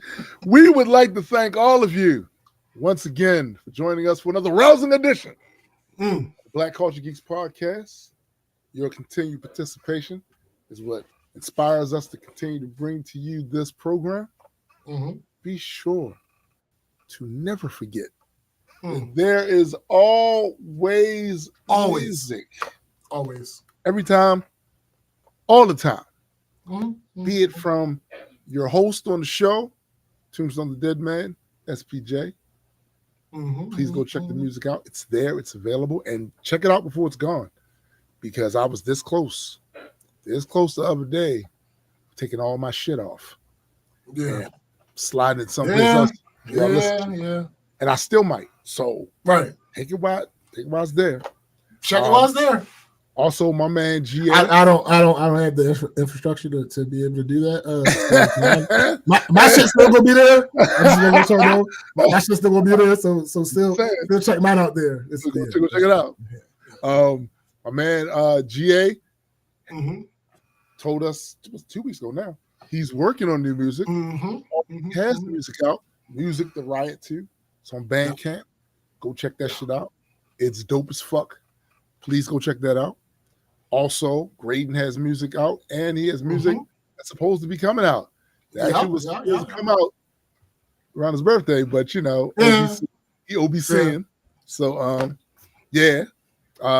don't forget that we have other podcasts that are part of the Multiverse Entertainment family as well. We have my man Super Side Guys, Metas and Mutants, him along with my other guy Hendrick. Check that out. Also, don't forget his significant other, my sister, Chrissy, and her Heard It Through the Grapevine podcast as well. That is available. And it will be new too. So it might have a couple quirks and such for the next week or two. But that's just similar to here. That's neither here nor there.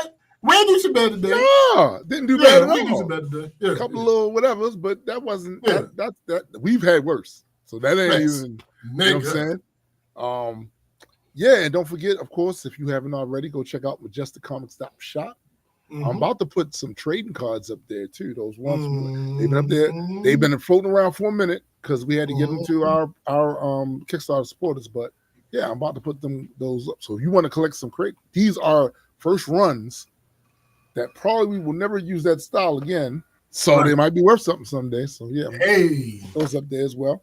That's MajesticComics.shop. If you haven't got the book, either digital or physical, you go to the same website and get that same thing. So yeah, for my man SPJ, I am Tombstone the Dead Man, and for the greater multi-world entertainment family, we are out. Peace.